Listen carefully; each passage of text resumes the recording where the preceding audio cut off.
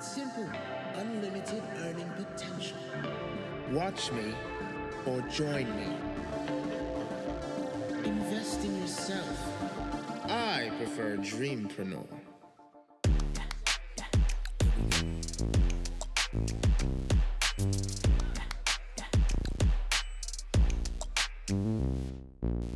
Just want the money, don't want your love.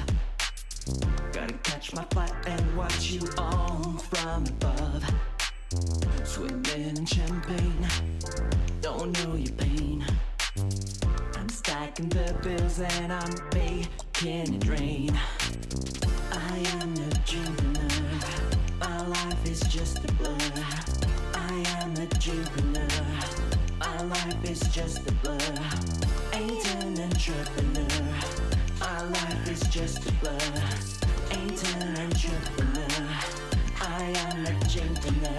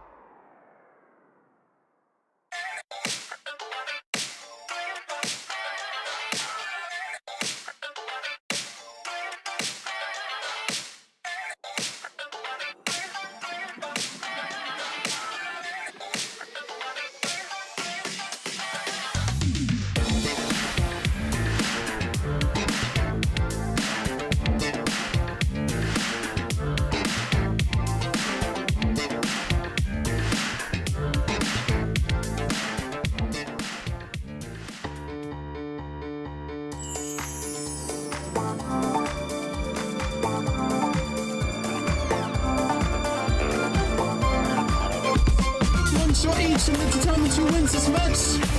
And it's a draw! Oh my god, that's what it was. Just 2 shots. The turret will kill him if he's not careful. Oh my god, sorry, I should have killed. Goose just needs to hit 2 or 3, well, 1 or 2 bullets. Will they find it? He missed it! Oh, yes. He missed it! No way! What an insane escape from Mental there! It comes out, the shots come out, 10 seconds. Rick has to try and find this kill. Goose is just gonna run away. It's gonna be... It's gonna run out by time unless Goose... 29 HP! But no one wins! I think they're just gonna... No, Soph jumps on! Oh! It's a contest. Soph has the advantage, has a 50 HP, but walked off! Oh, she walked up? Okay, the problem with Irish is that he's not slow around that. Rick knows. Rick didn't see him! Rick did not see him! Oh my gosh. Janky gonna be going inwards here. Omar hears it. And here's our aeroplane also hears it. All 4 of our last players gonna hear it. Is anyone gonna get the case here?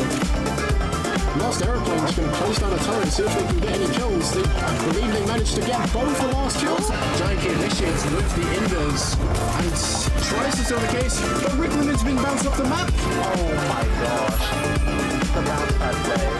It's a 1v1 Janky versus Mental. Janky does not have his Inders. Does get hit by the truck anyway. He's going to be slow. But Insane gets knocked off the map too. Gosh, the double bounce pad.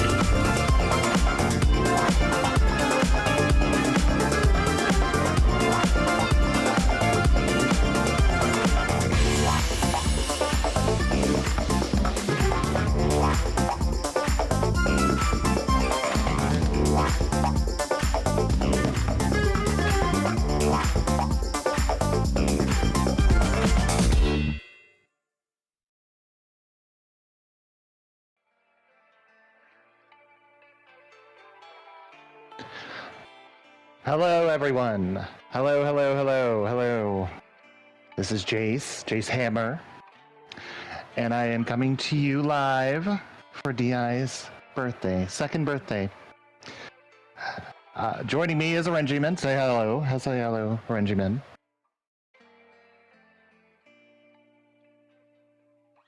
Orange is muted. Well, he will unmute. Look at the radioactive aura around Renji. Yeah. Well, we will work that out soon. It is... There he is. All right. There he is. Or there I am. Hello, everyone. I'm Orangeman. I'm very happy to be a caster for the event today. Yeah, this is our... What, you're and my 3rd time casting together ever? Which is pretty fun. We've had fun every time. So I'm excited. You're excited. It is, yesterday was Deceiving's 2nd anniversary, the 2nd birthday. Its release date was 2 years ago yesterday. So we are doing a tournament. A tournament, I say. Should be a lot of fun. We have a lot of different things happening today. We have a lot of different things happening on this stream. We have a number of different matches that we'll get into in a minute. A number of different ideas for matches based on themes, based on the seasons, based on the events that happened during the game's lifetime. We have 8 fabulous competitors. All of which have done various things for Spire Scrims in the past, and in their own right, have seen success in DI, and some in the DI tournament scene. So this should be a lot of fun. Do you want to introduce the players, maybe? That sounds good to me. Where are we starting out? So, first up, we will have First Glitch, who is a very well-known figure in the Deceiving scene. He's a YouTuber, he streams as well. He's very knowledgeable about the game, and as an EU player myself, I've only had the chance to go up against him in public matches like once or twice. So this is going to be very interesting to me, seeing him play in a tournament setting. Yeah, usually First Glitch is behind the scenes around here and does a lot of help with like production and stuff like that. It helps a lot with Spar Scrims videos, the videos that you end up seeing, and designed our scoreboard, if I remember correctly. Yeah. Beautiful work. Next up is Dunker. We know him from Scrims. Everybody who's watched or played in Scrims before knows that Dunker can get very creative with gadgets and abilities, and is generally a player to look out for if you're looking for wacky plays. Felp. Yeah. Felp is next up, a player who also plays a lot in Scrims. They've definitely gotten their hour in competitive games. They're a very consistent player. And yeah, I'm curious to see what they bring to the table. Absolutely. And another person to be curious about is Flick. Flick is someone who has performed very well at various points in weekly scrims, especially in duos, although Flick does have at least a solo win or two to his belt. Very terrifying player in the right circumstances, and is a lot of fun to play against, and also terrifying to play against. Absolutely, yeah. Followed by Gusu Games, very, very good friend of Flick, and also a very well-known competitive player. I think Gusu Games has the second most scrim games played in all of scrims. So he definitely knows how to behave in or like how to play in a competitive environment. It's going to be very, very interesting to see what he offers here. Probably has the award for most improved player, I would say, the past year. Absolutely. Yeah. If you if you see Goose play now, he's so like I've heard the term cerebral being thrown around. He really knows like how to make the most of his abilities and how to move around the map and suss out players very well. Definitely a very dangerous player. Helene is a scrims kind of a mainstay, has been through at every point, at every era this past year or so of scrims. You'll see Helene here and there. It's just he's a great player, a lot of fun, very sweet guy too. Helene's very sweet guy. Also mechanically very gifted on those agents like Ace. And I believe Hans as well, a very, very dangerous player. Just because, like, if someone hits those heads, it's probably gonna be Eileen. The Senior Beef is gonna be next. Is gonna be up next. Senior Beef has joined scrims pretty recently, but I think they haven't missed a single scrims game since, or if they have, it's like one game maybe. They've been very consistently playing in scrims. And also improving a lot. And yeah, I think this is going to be their first tournament appearance. Yep, Senior Beef is someone who more recently is very into the custom lobby scene. I handed my Friday night event off to Senior Beef. And Senior Beef runs it now. And so he knows a lot about private matches, and we'll see how it translates to tournament play today. Absolutely. And that leads us. Go ahead. No, go ahead. Go ahead. Like tournament play and competitive play does differ a lot from normal public matches. The whole energy and like the amount of focus that it takes is quite different. And getting used to that is definitely very valuable. It's not to be underestimated how much that impacts the way that you make decisions and the way that you just like generally play. Yeah, definitely.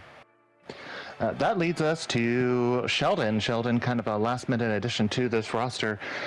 Sheldon is known for a number of things. Very competitive player, also a streamer. Has been in a couple of different DI tournaments, if I remember correctly. Is kind of a big personality, as I like to put it. He's a lot of fun to be around, and he's a very, very, very, very strong player. Kind of known for playing Hans, but can play lots of other things too. Lots of other agents. Yeah, he is a co-founder actually of Spyro Scrims. He was in the very first Scrim, and used to be very high up on the leaderboards back in the day. So it's gonna be very interesting to see him return. Yeah, I'm looking forward to see Sheldon return too. Speaking of return, I mentioned earlier that today we are going to be going through a number of different things. So the way that this is going to work is we're going to have every season represented today.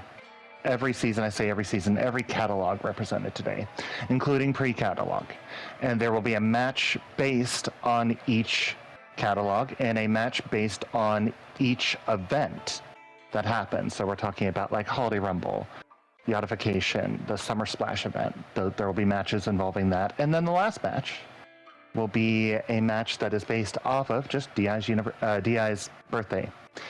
So throughout today, I'll be revealing some either unknown previously or very little known facts about the game, about its production, about various things. And I want to thank the Sweet Bandits and several other people for helping me collect this stuff. It's gonna be a lot of fun. If you are a fan of DI, today will be a good day if you want to learn little tidbits about behind the scenes stuff that happened. It should be a lot of fun. And I know them, but what's cool is Renji doesn't know what these are yet, so you'll get a live reaction to Renji hearing some of this stuff for the first time.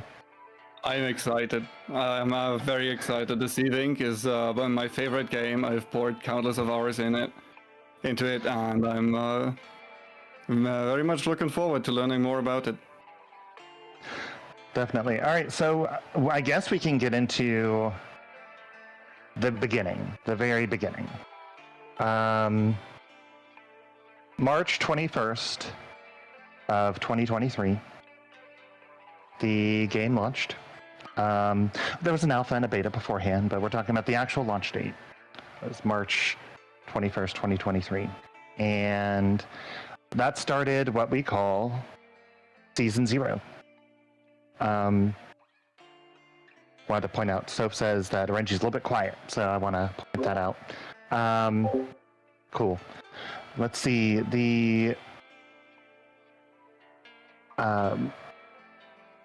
so we get into Season 0. Season 0 is a time in which a lot of different things were happening, a lot of different little updates and stuff. We were looking at a situation where certain characters, certain agents, maybe a little bit overpowered, and there are a couple of agents that are represented by Season 0 because they didn't have a catalog based on them.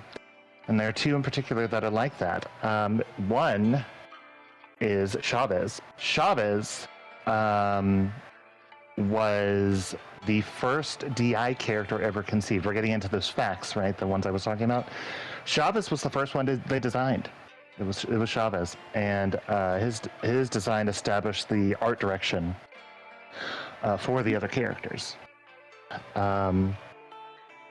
It might be why he's listed first in the agent list. I'm not quite sure if there's a direct order to that, but Chavez is listed first, and I don't think that's a coincidence. I think it's because he was the first one designed. That makes sense. If you look at Chavez, he's a very well-rounded character. He has a lot of he is a very robust character, if that makes sense. There's nothing inherently strong or weak about him. He is a very how do I put this in words well? I can't. I think he's just he's kind of the quintessential detective, right? He's got kind of the quasi trench coat thing going on. He's got he's I can totally understand where if they were starting with Chavez, how that inspired to a number of different things. Absolutely, yeah. He looks like he's trying to keep it low key, but he also is a very quippy personality, right? Definitely inspired, or what I assume inspired by maybe James Bond or something similar, which I think is a franchise that inspired us, I think, pretty heavily. Yeah. Yep. All right. So it sounds like we're going to be getting a start here pretty soon. I'm just waiting to hear back on exactly when that's going to happen. All right. So it sounds like they're just loading into the pre-lobby now, so we'll be switching over in just a second. I have some stuff about Yuumi that we'll do after this first match. We'll do Yuumi after the first match because we ran into start time. So we'll go over that in a little bit. Here's our pregame lobby. Our producer, if you will, who will be giving us point of view today, is there.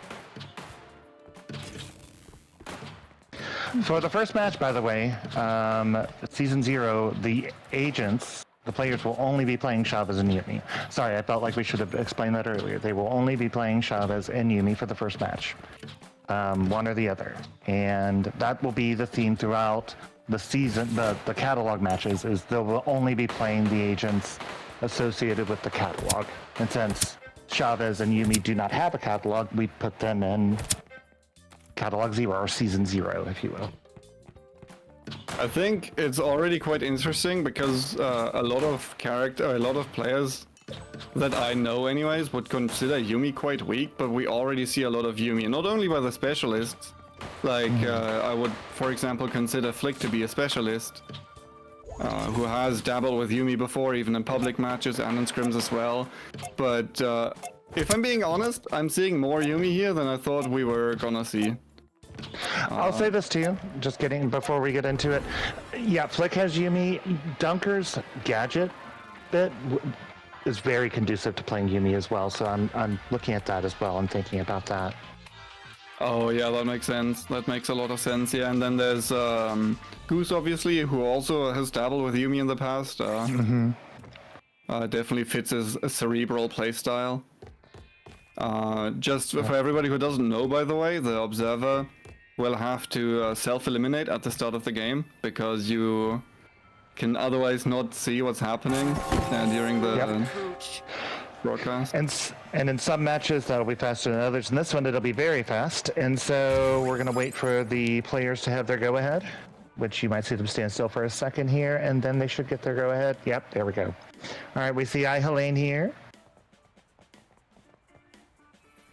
There's first glitch, all right. So it's interesting about Hard Cell, and we chose Hard Cell because it's like, at least in my brain, Hard Cell is kind of the first map, if you will. I'm not sure if it actually was, but yeah, if you think about the Sea-Vink, Hard Cell is the map that comes to mind. Yeah, if I had to choose a map that was kind of like quintessential to DI, it would. We are already seeing, like, this could already kick off with a fight right here. Flick took Senior Beef's cover, but Senior Beef either missed it. He either missed it or he's playing it slow.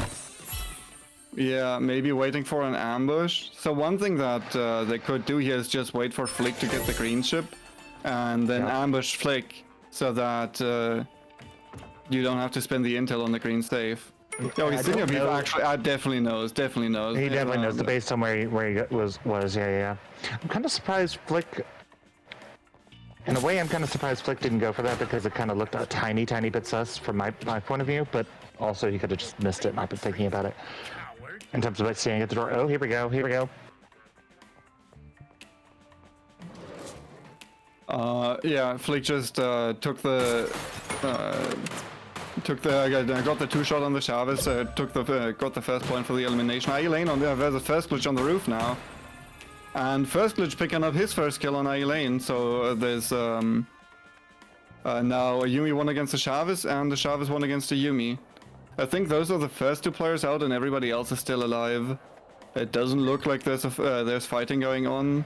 Also, I don't think that many people are in blue rooms yet. Which is something that is very common in competitive matches, generally speaking. People are a bit slower because obviously if you rush too much, if you are too fast, then that's then that can lead to conflict, and generally you want to avoid conflict to enter the vault and get that point. Shell just got the first, 2 terminals are already down actually. And we have Flick versus Dunker and B. Dunker dropping down, going back around the lounge, trying to heal in his bubble. And no, they're throwing punches now, and Flick surviving with 5 HP, just knocking out Dunker. Getting his second elimination on the board. That was incredibly close. The question is, did anyone hear that?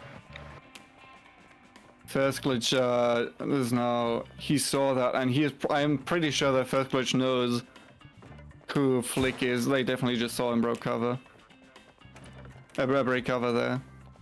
But chooses not to pursue. That is very interesting to me. I thought like First Glitch would surely push that after a fight like that. Yeah, I'm surprised. But Well, getting the jump on Yumi right there, very quickly eliminating Yumi. Chavez Weapon 2 does a lot of damage, especially close range like that. That's one of the reasons why I personally thought that we were gonna see more Chavez. Is because the higher damage potential. that Weapon 2 became especially lethal when auto fire on semi-auto weapons came out. Oh yeah. Yeah, absolutely. I forgot when that was. I think that was at the start of season 4 or during season 4. Sorry, paying attention to chat real fast. Yes, it'll be a total of 10 rounds. 1 for each catalog, including pre-catalog, 1 for each event, and then 1 just to celebrate the birthday. It'll be a total of 10.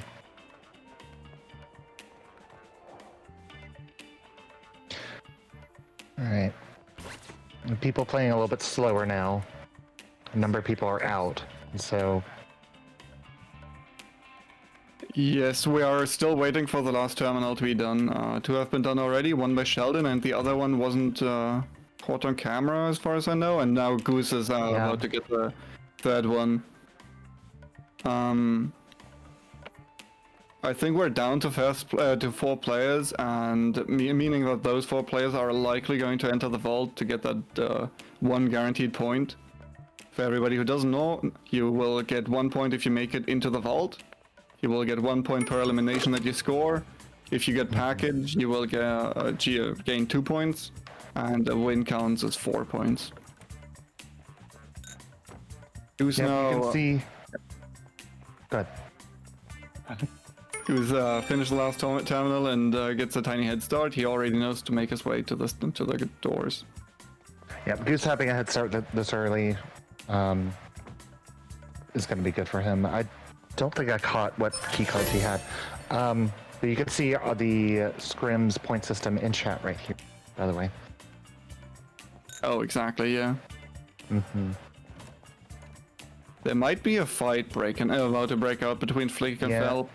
Flick and Felp, yeah. Flick maybe slightly misplacing his own shield barrier there. Not getting a lot of use out of it, and Felp just going on a rampage right here, getting another kill and entering the vault at the same time. Yep, that's some points for Felp for sure. That's 1-2 right there.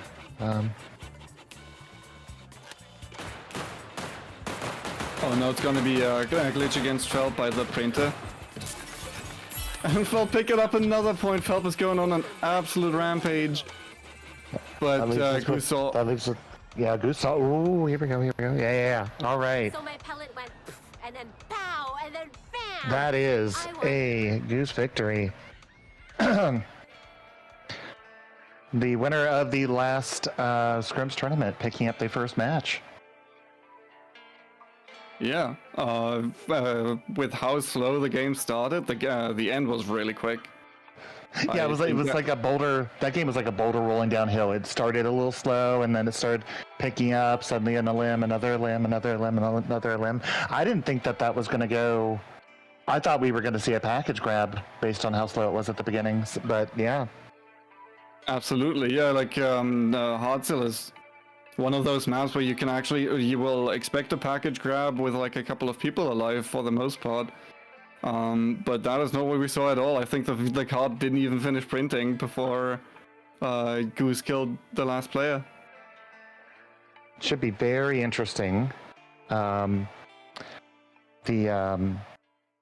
things happen going forward.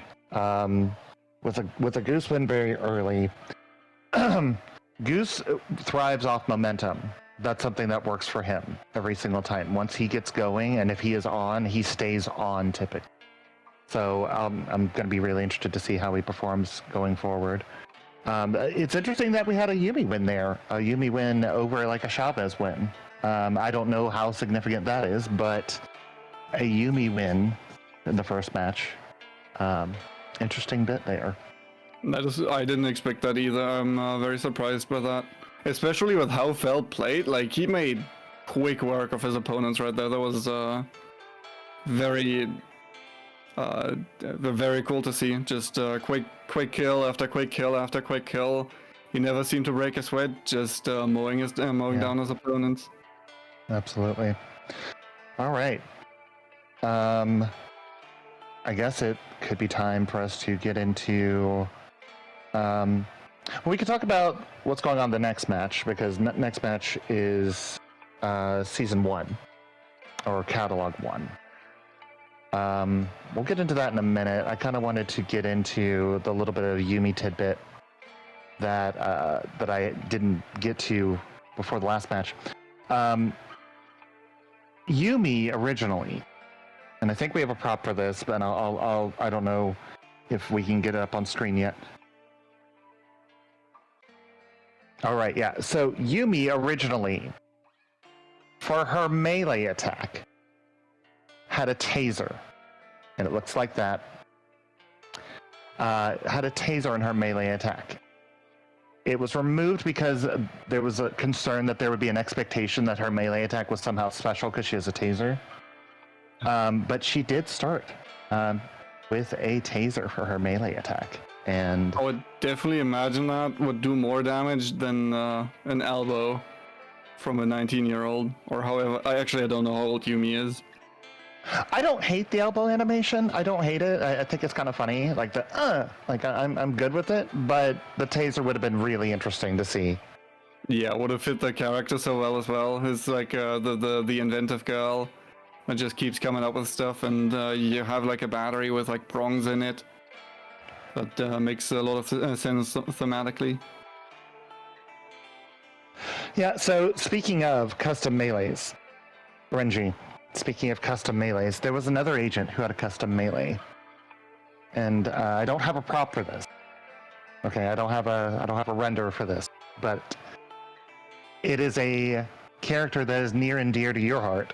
Ace had a custom melee, and it was a knife. She had a knife.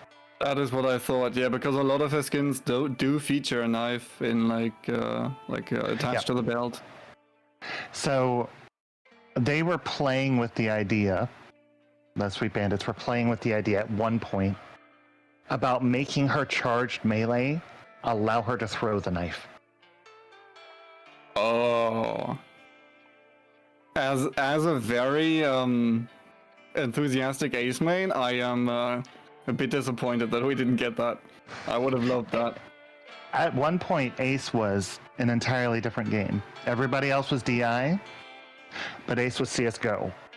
Okay, that's what I'm saying. I am a little disappointed that we didn't get that, but at the same time, I kind of understand exactly why.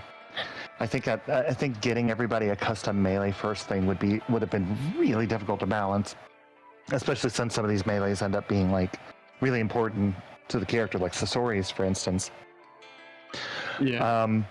But yeah, no, I kind of like the flavor that they had before they decided not to use it. I like the flavor that they had. So going on our Catalog 1 theme, we had Ace, which I just talked about, and we also have Red.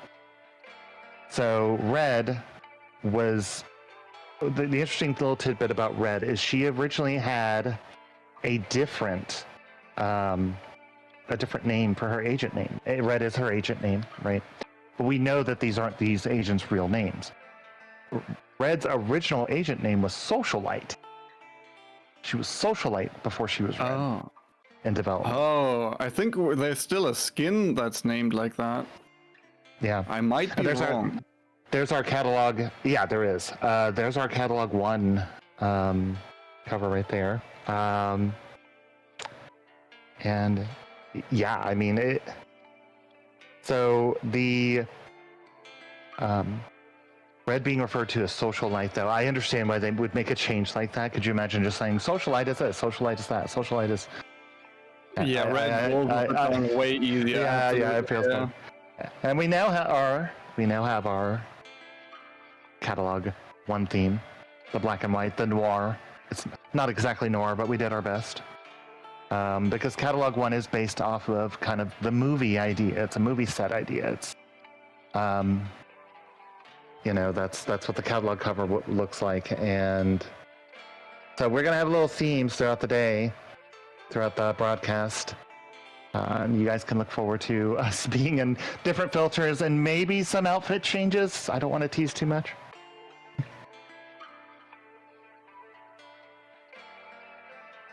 All right, we're going to get into our scores. RNG, if you would go ahead. Absolutely. So we immediately see that Goose, after winning the first round, has taken a lead with 7 points. For winning, it doesn't matter if you win by elimination or if you win by extracting with a package, you still get the 4 points. Right behind him, there's Felp, who was probably the deadliest player last round. I think he got the most kills with 3 kills, if I'm not mistaken. And then First Glitch and Flick are tied in third place, both getting 3 points for, I believe, 1 kill, 1 terminal, and vault entrance each, but I might be mistaken about that as well. I think you're right about that, actually, based on what we saw. Right, and then Sheldon got the one, the last terminal. And yeah, that's the points for so far. It's like we said already, it's kind of surprising that the Yuumi, one of the Yuumi players, has the highest points so far. I did not expect to see that. Going into the next lobby, obviously. I'm sorry. No, go ahead. Well, the next lobby is going to be, it's Red and Ace, right? That's the idea with catalog 1 is we got Reds and Aces. Exactly. So who's your favorite tier? Last time I think we decided on Chavez. Who's your favorite agent to win this time? So map selection is always going to be very, very, very, very, very important to anyone who is playing Ace, right? That's the thing with map selection. Yeah. And so based on map, I don't know. This is tough, right? Because actually, I don't even think we've told them what map they're going to be on. The audience, what map they're going to be on. But yeah, I like Red for it. I like Red better in this circumstance. If it was, yeah, I mean, if it was Fragrant Shore, I would go the other way. But Silver Reef, it's kind of even odds, so I'm going to give it Red. That's very fair. I think both of those characters, both Red and Ace, are kind of characters that are like difficult to get away from when they jump you. They're like sort of assassin archetypes where if they sniff you out and you're in the crosshair, it's very difficult to get away because Red obviously can slow you down with their expertise. There's a lot of damage up close, whereas Red can also make it very difficult to escape with her expertise, but like she doesn't really care about how far away you are. That's true. That being said, though, obviously Ace does struggle, and we see a crouching Ernest just getting a good look at all the action. Ace really struggles and can struggle in close range, where I think that I would personally say that Red exceeds, especially with that shotgun. The weapon 3 on Red is I would say especially in the vault. If this gets to a vault phase, then yeah, I think that a Red will have an easier time. Because I feel like this is a vault that Ace struggles in a little bit. That is very fair to say. Also, another thing specifically for this matchup, as Ace, you're always looking to get those headshots, and specifically Red can reestablish your own cover on a button press, meaning that you will.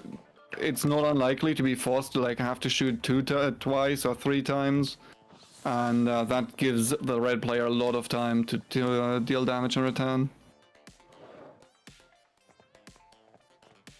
Yeah, definitely. In contrast to the last round, actually, we're already seeing a lot more action with this. People entering blue room. Senior Beef is already in B, trying to get enough intel to go into the purple room. Flick making it past the hack trap on the door. And running into Senior Beef's crosshair right here. I think both players are playing with shotgun. The smooch was already exchanged. There's a shield between them. And Senior Beef picks up the kill right there. Must be It's I think both players were playing with shotgun, but because Flick was spotted out there and already tanked a shot, that was that pretty much sealed his fate right there. Yeah, once you get when you're playing with Shotgun Red against Shotgun Red, whoever has the damage advantage at the beginning is almost always the winner on that. Yeah, exactly. Because you cannot do more damage quicker than the other person. You cannot headshot or anything. You have to hit the shots. I think there's a collision between very Goose and equalizing Sheldon. weapon. Yeah, Oh. exactly. But they didn't sniff each other out. They just brushed past each other and are on their own way. Neither of them are particularly aggressive players. Like neither of them are. They both can be. Absolutely, but neither of them are particularly aggressive players, and they're also both playing characters that are not like their number one, and so I feel like they may end up taking a backseat here, both Goose and Sheldon. Yeah, that is very fair to say. Sheldon already sniffing out Eileen. I think this is gonna be a jump. I would not be surprised if Sheldon just started shooting right now. This is one of those situations that I talked about as Ace in this situation. It's gonna be very difficult to get away from Sheldon. Yep. Maybe I feel that like wasn't up that. to speed. Yeah, I felt like that direction change would have given them away. Oh well. That being said, though, in custom games, the characters behave a little differently. The NPCs do wiggle a bit more, making it harder to actually Yeah. spot out who's a player.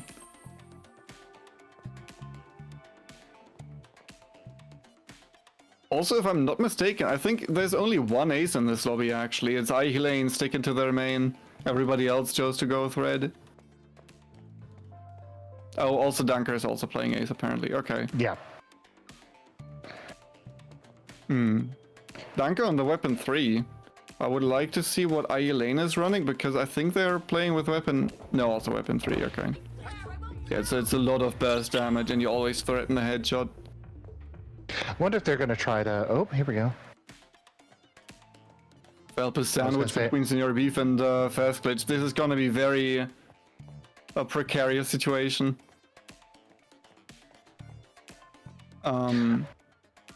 It feels like Phelp got away with that.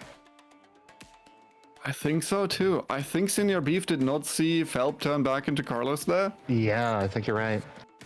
And Fast Glitch didn't opt to go through the secret exit and instead leaves the room through the normal exit. So everybody leaves the situation completely unscathed. Despite Silver Reef's reputation for being a kill fest, with So everybody far, just murdering yeah. each other. Yeah, it's been with only an exception here. Yeah, it is going against its typical reputation. It feels a little bit like that happens in scrims a good bit. It feels like last tournament we also had Silver Reef not go so Yeah. so fast and quick. Yeah. It might be because everybody expects Silver Reef to be so deadly that they choose to play more passively, because obviously you want to get like points without having to eliminate your competition. You would like to get a terminal point on the board. You would like to get your Yeah. key cards and enter the vault. realistically, you would try to, you don't want to, like, if you fight, especially on Silver Eve, if you enter a fight, the chances of you being third-partied are incredibly high. And that is, especially with those two characters, because they don't really have an escape.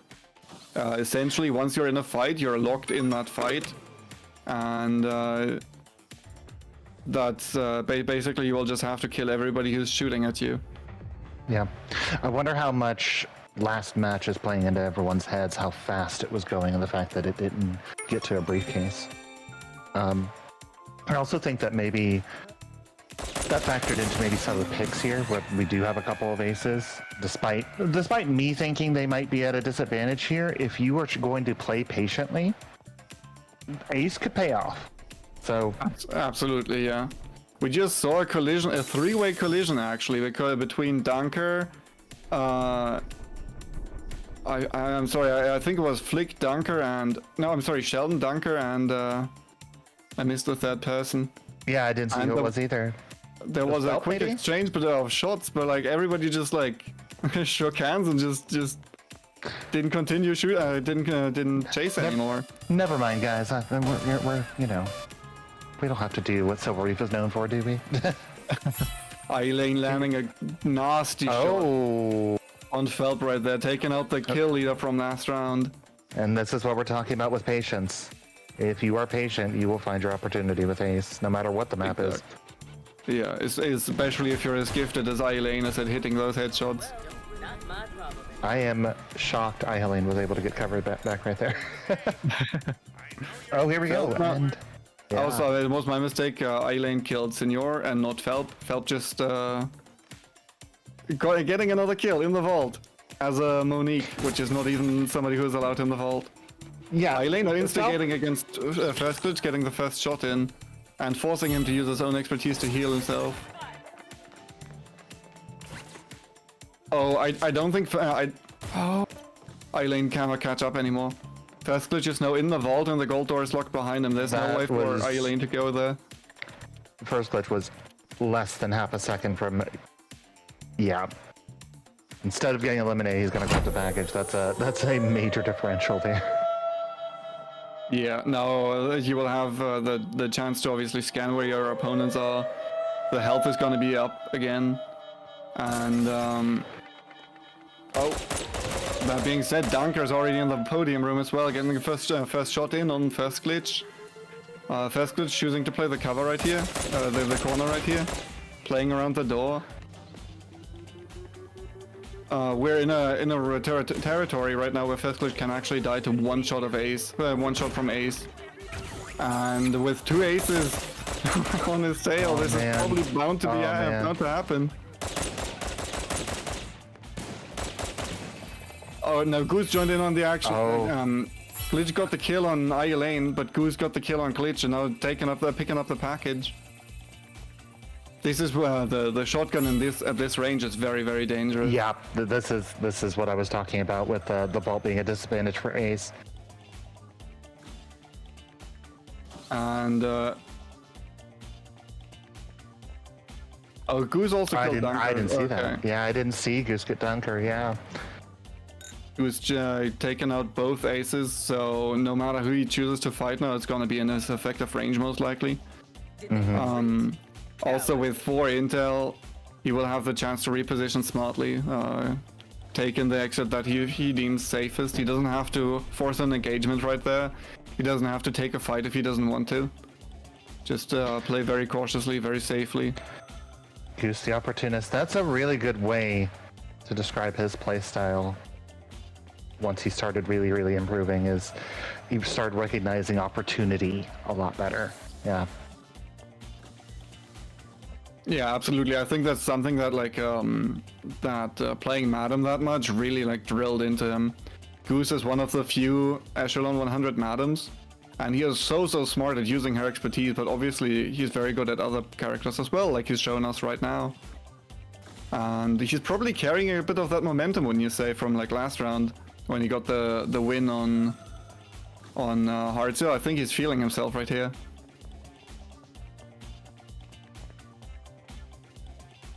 This must be a bit of an ego boost, getting the first the first win, and now actually leading with package and 2 kills on the back as well. I wonder what his game plan will be, if he will try to set up an ambush on Felp, or if he chooses to extract. Felp deciding not to push this, trying to play at a distance, which is very smart, obviously, because you don't know exactly where the case carrier is. Specifically with red, is always very important that you don't run into red's range to be ambushed. Felp playing in the closed room, making it difficult to get to him without being noticed.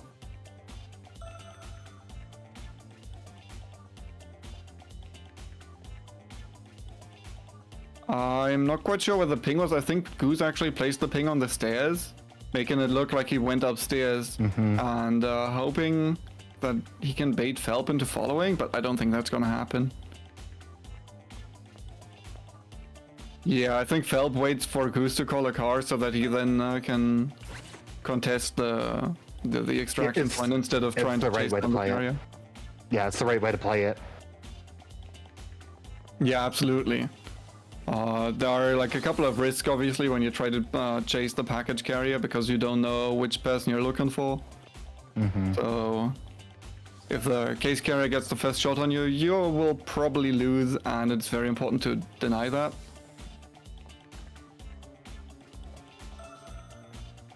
That being said, I think Goose now feels ready to start the extraction, or like to interact with the terminal to call the car.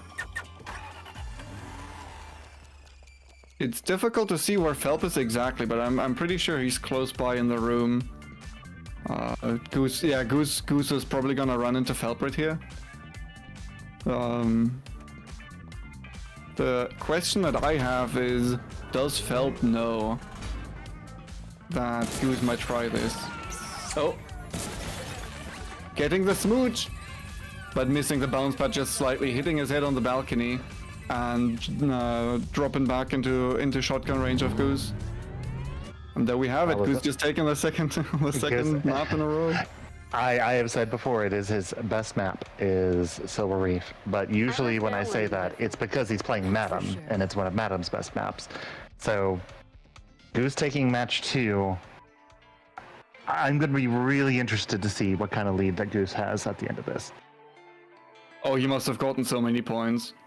Yeah, the other players, absolutely. like, I think there's just gonna be a wake-up call that, like, even though this is like a fun event with the bit unconventional rules, I think there's still gonna be a lot of some players, I think, still have a very competitive mindset going into this, and I think this might act a bit as a wake-up call for everybody to really lock in and try their hardest. It's comforting to know that we can still predict after that first match where we got it very much wrong and thought Chavez might win. Right? It's good to know that things are kind of returning to what we know to possibly be the case, which is, I think we both thought Red had an edge on that. So Yeah. Red winning, yeah. But really, I guess the point is, it doesn't matter what it is because Goose has the edge on those first 2 matches. It's Goose. There's a lot of people playing really, really well. It's just a matter of capitalizing at the right moment. Is really what we're seeing is capitalizing at the right moment. Maybe a little bit of tunnel visioning in terms of, I see someone, okay? I see someone, I'm going to track them, but I'm not going to see if anybody's tracking me. There's a little bit of that going on. Yeah, absolutely. This is one I of imagine we'll see it change, yeah. Go ahead, sorry. That's very difficult about competitive deceive, obviously, is like, how much can you greed? Because if you see somebody and you want to chase them, obviously you will open yourself up to like being chased or being ambushed yourself by somebody else, maybe running into a third-party situation. And that's like one of the hardest calls to make in the game, I think, is like, do you take the fight or do you just leave it alone and just try to fight later? So that was Catalog 1. We are going to move on to Catalog 2. Catalog 2 is, the theme is, it's Neon Knights, right? So that's, it's Hans and Sasori came out. Well, we didn't talk about Red coming out in Catalog 1. Red came out in Catalog 1, but Sasori came out in Catalog 2. And this should be quite interesting, if you ask me. I think this is going to be an interesting matchup, Hans and Sasori. And I'm having difficulty thinking about who has the edge in that matchup. Maybe during season 2, one of them had the edge, but I feel like they're pretty even now. So, the thing about Sasori is that he doesn't have range follow, and if Sasori manages to, if the Sasori players manage to take advantage of that fact and maybe take fights at range, that is going to be very difficult for the Hans to deal with. Not that Hans slouches at range, definitely his alternate fire does a lot of damage, but it's not like it doesn't have fall of damage. And now we're into our Neon Knights theme, which involves, well, I was already wearing goggles, but Renji has put on something that just, I don't have words for what you have on your eyes, Renji. I don't know why. This is my rave outfit. So your rave outfit. Yeah, gotta lose the tie, put on some shades. Have you ever been to a rave? I need to ask. Yeah, of course. Everybody has, right? On 3 wheels, say our favorite rave experience. All right, so season 2. Let me get into my factoids before anything else happens. Season 2. Sasori's civilian name. I'm gonna butcher this. I just need to let you guys know.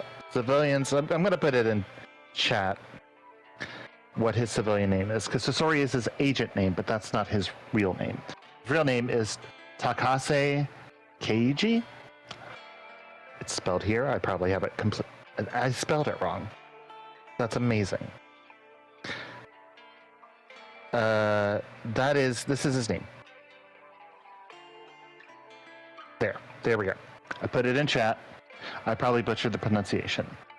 But that name is a reference. Not something you guys would be able to figure out. Barry Bandit used to play Legend of the Five Rings, which is a tabletop RPG in the vein of like D&D, Vampire the Masquerade, that sort of thing, right? That is the name of one of his characters for that tabletop RPG. And apparently that character is nothing like Sasori. I know that this isn't like a shocking fact, but it is a personal connection to the head of the Sweet Bandits, just Barry Bandit. Sasori's real name is based off of one of his tabletop characters, which is pretty cool. That is pretty cool. I really like it when people immortalize things that are dear to them in their own creations like that. Yeah. I always think that's really cool. Yeah, I feel like if I were to ever develop things, I have so many different ideas in my head and old ideas that I'd want to put them into anything I did. So I respect the decision to kind of grab something that's kind of personal and older to you and inject new life into it in a video game. Yeah, that's pretty cool. So yeah, Sasori and Hans, the rivalry. Maybe not the biggest rivalry we think about in DI between two agents, but it is up there, I would say. I'm going to be interested to see, because if we think about whose main is what, even though Sasori might have an advantage here, Sheldon is a Hans main. Yeah. And so it's going to be interesting to see. Yeah, Sheldon, back in the day, like when I last saw him play, he was very dangerous on the Hans because he's one of those players that is very good at coming up with tactics on the fly. It's like with Sheldon, not with Sheldon, with Hans, obviously you will always have to like try to be in your most effective range because you want to take the advantage of the shotgun that is very powerful. Yeah. And you have to find a way to either bait somebody into running into you or hide around a corner or something like that. And Sheldon is very good at coming up these tactics. Yeah. So it'll be on Fragrant Shore Day. which I feel like that's going to play a role in this too, because there are a lot of little straightaways, right? And so, if you're playing a Hans, you're playing one of Hans's weapons, I think, with the idea that you shoot it from far away, because it's damage. It does have a damage drop off, but it is not so great where it's unusable. Exactly, yeah. So I'm gonna be really interested. I'm gonna be interested to see if there are any weapon 3s that pop out. Okay, so looking at the points, we can already see that Goose has taken a big lead with almost twice the amount of points in the second place right here, with Goose having 15 points and First Glitch in second having 7. Felp next up with 6, which I believe those were all just kills and no terminals being done. I might be mistaken though.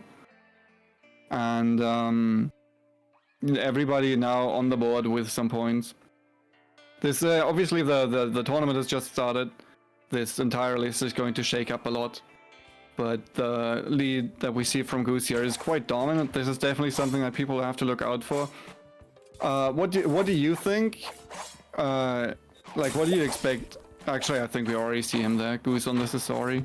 I wanted to ask you what's gonna play. I thought that Goose might go for Sasori, so it's good to know that I was right about that. But I feel like Goose he probably feels really comfortable with the close range on Sasori. Goose also might be thinking about, and I think everybody's thinking about, what else is everybody else going to play? I mean, Sasori can be, maybe not for everybody, but can be a difficult character to learn. And if you don't have Sasori under your belt, Hans is pretty comfy. He is a pretty comfy character. He's not hard to understand. And it doesn't take a lot to do adequately with him. So, I think that might be factoring in here for a couple people as well. Also, another thing is half of Hans's kit revolves around neutralization, which in Sasori's case doesn't accomplish that much. Obviously, you don't want to be poisoned. Nobody does. That makes sense. But it's not like Sasori becomes unusable suddenly because he cannot poison anyone anymore. That's true. So that They're might both good at close range, so I'm going to be really interested to see what's going on here. All right. We're going to see our players start. Elaine on the Hans, that is to be expected. I think Elaine plays Hans every once in a while and scrims as well. They're very, very good with those mechanical agents.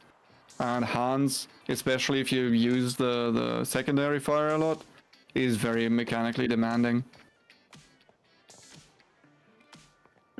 I actually, it feels to me like there's a 50-50 split actually between Hans and Sasori. There's no clear, it's not like last round where there were only 2 specialists for Ace, everybody else just stuck with red. Sheldon actually being not in the right disguise, already making his way into A. But he's trying to guarantee those points. Yeah, but he's trying to guarantee those points. That's what he's trying to do. We have Flick close to IE lane, but at this stage, I feel like they are not probably gonna see each other. I would be surprised. I don't think anybody of them is suddenly going to start to run around or do something suspicious. We might have a collision. You gotta think with 2 agents that are really close, close oriented, close fighting oriented. If you see something suspicious from far away, I have to imagine some people just will not take the opportunity. Right? They might let some things go. Yeah, exactly. Agent and map combination, yeah. Yeah.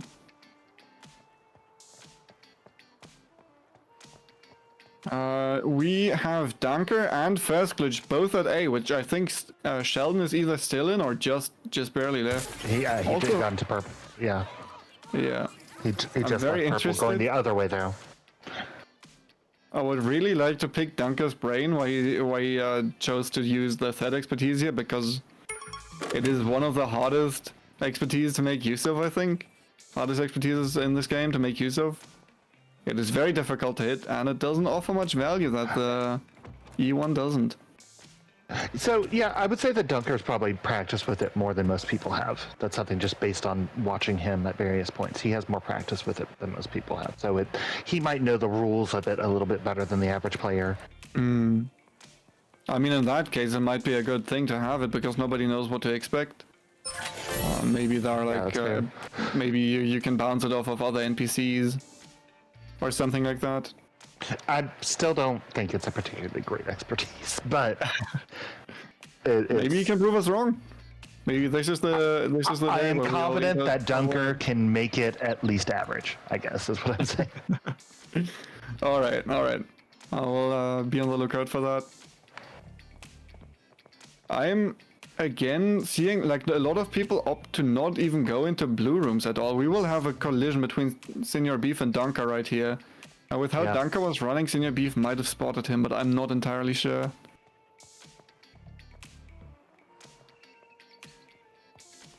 I don't think he did. Yeah, I don't think he did at all. No, not a fight. I think a lot of people, like 3 people, are around the boat right now, but not a fight is. The fight hasn't broken out yet. I'm trying to figure out if we have a concept as to what terminals are up. Like, I feel like I haven't been able to eliminate. Oh, it's not this one. It's not this one. Right, like I think it's not C anymore unless Felp is Yeah. camping, because Felp has Yeah. been in this room for a long time. They are looking through the wall, through the glass. This is a one-way glass. You cannot see in, but you can see out. So he probably has spotted Dunker here already. Yeah. I would imagine anyway that that's the reason why Felp decides to stay there and not go any further. And First Glitch now is also about to enter the party on Sasori, which I think Dunker and Felp both play Han, so this is gonna break up the mirror match. Actually, I don't know Felp about is you, but I Sasori. never want to come to C. I never do. Unless I start at C, I never want to go. No, that's fair to say for sure. I just really like how it looks. Like, Oh, I love it's one of- how it looks.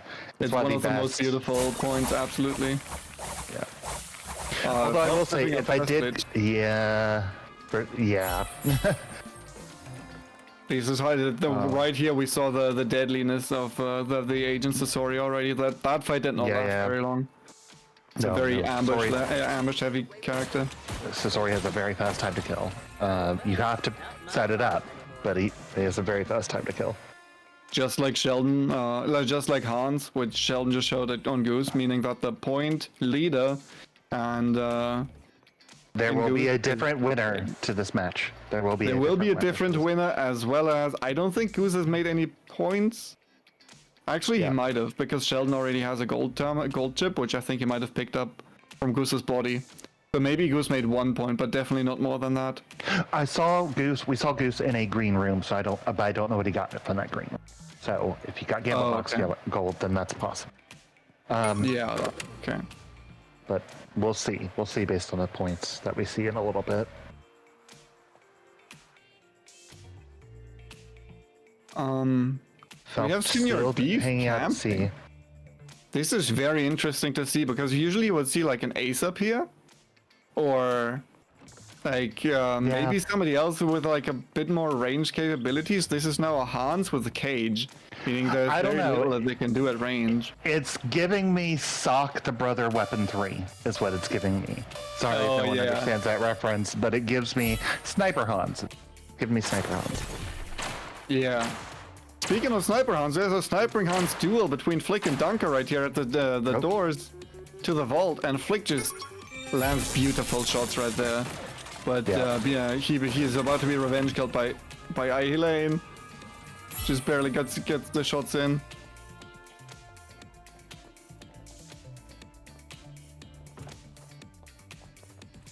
Really? We just got word the retinal scanner was actually accessed. That's the first which- time in Scrim's history that the retinal scanner has been used. Yeah. What are your thoughts on the retinal scanner? I think everybody is just making their way into the vault. We have a second to talk about that. What are my thoughts on the retinal scanner? Yeah. For what it was designed to do, which was prevent the camping idea behind camping the last terminal, if that was its design intention, it works. It's just whether or not anybody can recognize that a terminal is being camped is the more difficult part, I think. Yeah. Because I feel like the average player, there are certainly players who can recognize when a terminal is being camped without ever having walked in. They're like, I sometimes can do that, and if I can do it, I know a number of people can. So it's just a matter of like, I think it does what what's intended. I think it does. I am surprised that up until now we have not seen it in scrims, up until this moment. Yeah, it's just a very difficult trigger, right? Like the condition that you have to be a VIP makes it very situational, because obviously it's going to be difficult to find the VIP with nothing pointing to their location. Yeah, I'm also surprised. I'm surprised it happened on this map. Honestly, I figured Silver Reef. Yeah, where or there's two VIPs, right? Or one of the alternate maps. So if this was Fragrant Shore Night, then there would have been two VIPs as well, with the other being the Sebastian Garcia. Giant Key, no. The answer is no. You cannot hack the last terminal after the retinal scanner is hacked. You cannot. If there's an interesting interaction, we don't have to get into this right now, though. I'll get into that in a little bit. I will watch the. Oh well, here we go. Senior Beef getting the kill there. I unfortunately missed who that kill was on. It was definitely a Satori player. Yeah, it was. It wasn't Felp. Okay, the kill, Senior Beef taken out Felp, who was probably the deadliest player so far. So, yeah, taking out the competition. Elaine actually now making their way into the vault, into the podium room with a gold card in hand, and there's nobody around to follow him. Yeah, this is gonna be an interesting end game based on who's left, based on the fact that all three of these players need points. All three of them need points. So absolutely, maybe we can have another look at the scoreboard right here, because we will see Senior Beef is pretty far down with only 3 points right now. We have Elaine also with 3 points, and Sheldon with 2. Yeah. All of them are probably, like, this is probably going to shake up now. Elaine definitely just got the package points and the vault entrance. Everybody got the vault entrance, so we will see a new order this time. After this game, the scoreboard will have changed their order. I'd be surprised if we had a new leader, but I think we'll have it be much closer than it was. We'll see though. Elaine getting the kill on Senior Beef right there. There's a very good setup. Huge for Elaine. Huge for Elaine. As long as he can get away with it. Oh. And he narrowly juked Sheldon as well. And with the goo pod slowing Sheldon down, can make his escape as well. 54 health though, meaning that you will have to recover here. You cannot go pushing anymore, because at this point you could otherwise just be sniped from. He has a couple vials, so oh no, yeah, he's good. Yeah, gold food in the Fragrant Shore Vault is always very powerful, because in the library area there's a lot of food lying around. Yep. You will Elaine and Sheldon actually dueling across range. And Sheldon taking so much damage that he feels forced to go back. We got that sniper, Hans. Yeah. Sheldon now with a golden social battery is fully healed, and Elaine not yet, so he will definitely have to take some time to recover. How interesting it comes down to two Hans. Like, things have not gone how we expected the majority of the time so far. And Sheldon shows why he is the only E100 Hans. Yeah, very expertly played with Heat 1 as well, so he took more damage there and just taken out Elaine. Sheldon getting the win on this, and a big win. It's a win that Sheldon needed in order to stay competitive in the point score. Absolutely. It is still early. This is just match 3 of 10, but if I'm Sheldon, I'm feeling a lot better about this tournament after that. That's 5 years off my sentence. Good.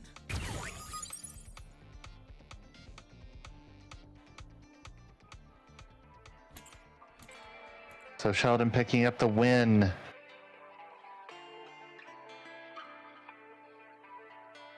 I We are am still in curious our- to see what. We're still in our rave. We're still raving. Oh yeah. I just had to take off my sunglasses because they became foggy. Oh yeah. They became foggy Much from the better. heat of how From the heat in the this end of that room, ma- yeah. Yeah, the heat. Oh, I was gonna say the heat at the end of that last match, but oh, you know what? Go ahead. Yeah. Oh, through the heat, yeah. No, I actually Yeah. took the moment off to see the game better. And I would not have wanted to miss that game. I don't yet know who activated the retinal scanner, but that's an interesting stat. Whoever it was the first one.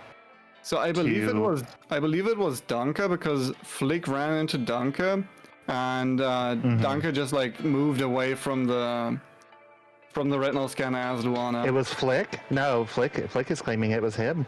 Oh, okay. Well, So Flick gets that accolade. Flick is the first person in Scrim's history to activate the retinal scanner, and that's pretty cool.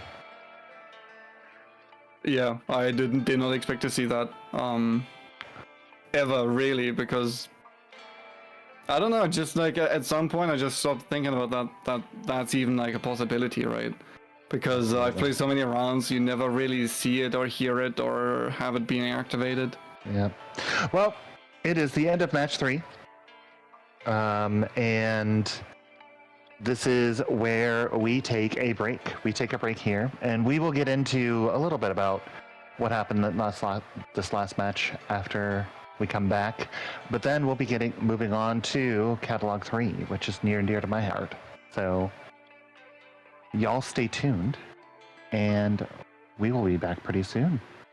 See you after the break.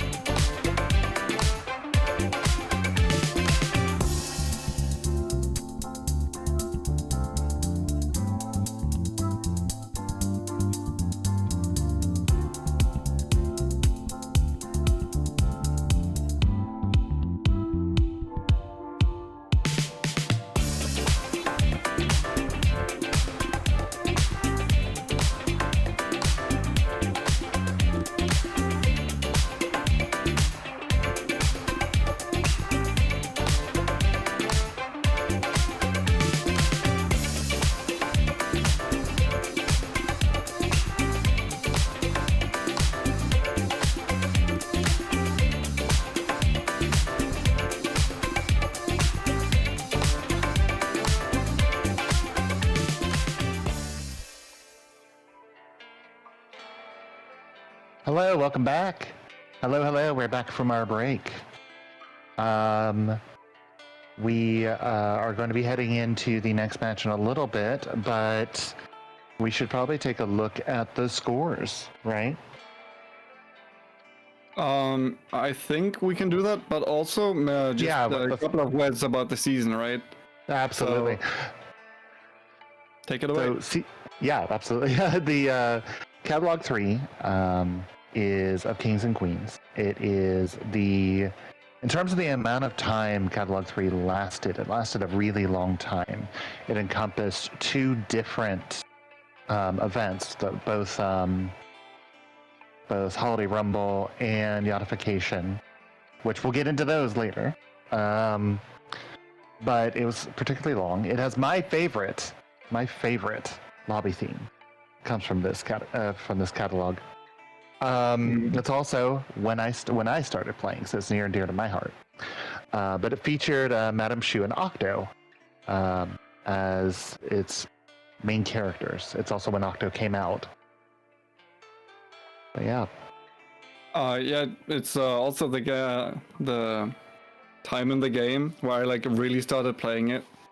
So I joined Deceive Inc. on season 2, at the end of season 2, but I didn't really play it much back then. I got a couple of hours in, but I really took it seriously when season 3 came around. That is when I really grinded the game and started practicing it a lot. And yeah, I mean, it introduced Octo to us, and it also gave us Sound Eclipse, which was the first and only map release that I witnessed live. Yeah. So speaking of Octo, I have a little factoid about Octo. Octo's original design concept was not a gambler. He was very techy, very high tech. The quote was all out technology. He was kind of just a tech head, right? And then that eventually evolved into, instead, he's going to be a gambler type. And then he became the Octo that we all know and love today. And so yeah, that was Octo's original concept. The little factoid I have about Madame Shu is a very, very lore heavy one, and that is, we talk about going back to Hans. Hans' arrest, right? The things that he says where he is part of Deceive Inc. to help lower his sentence, right, for crimes he committed. Well, Madame Shu originally contributed to Hans' arrest. And so that's, yeah, it's an interesting little tidbit, little lore tidbit. It was Madame Shu that was on him first. Yeah, that's very, very surprising to me, because when I hear Madame Shu, I think she's just a criminal. I think her flavor text in game has her as this shady personality. I didn't think that she had anything to do with the good guys. I mean, anyone can be circumstantially good, right? Yeah. If the enemy of my enemy is my friend, right? Exactly. I guess that's where we're going. I'm sure a lot of Shu mains don't like Hans very much, because the matchup obviously favored Hans in that situation. So it makes sense gameplay-wise as well. So Madame and Octo together in this match are going to be a really interesting combination, if you ask me, because Octo can be a direct Madame counter, in terms of he can stop her from stamping away pretty easy. Exactly, yeah. I'm going to be really interested to see that.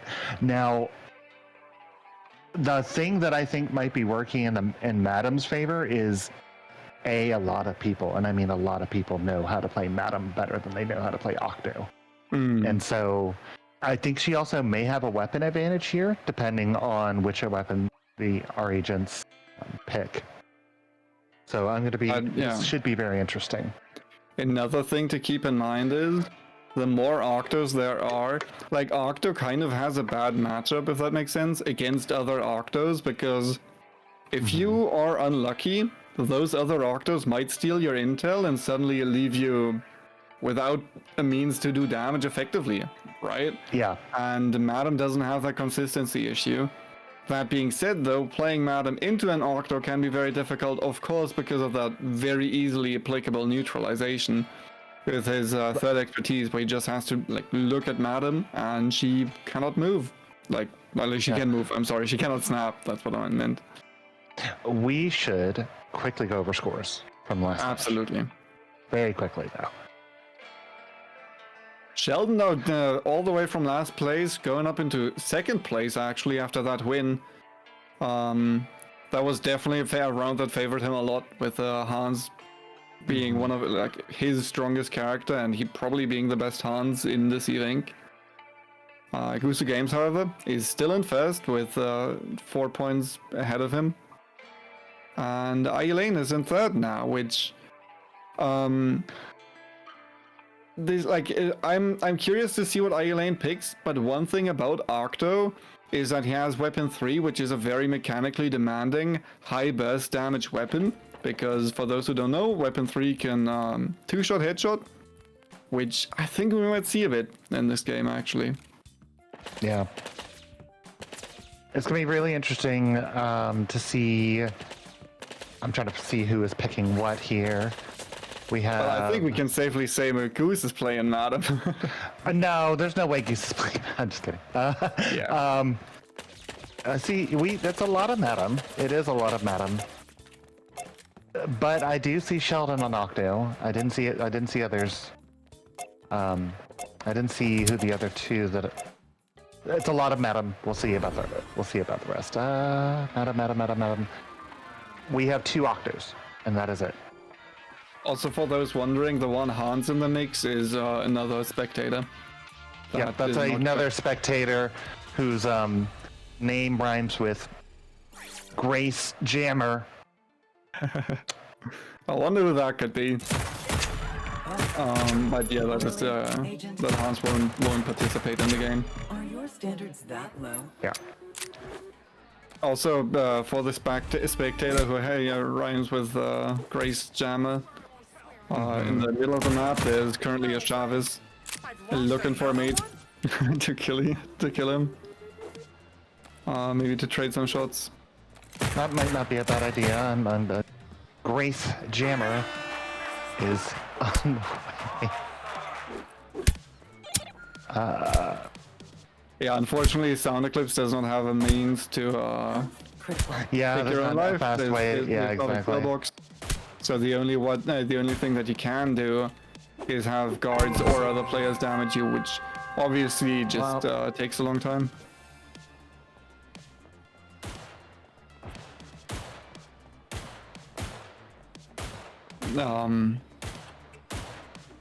Well, Grace Jammer is taking his time.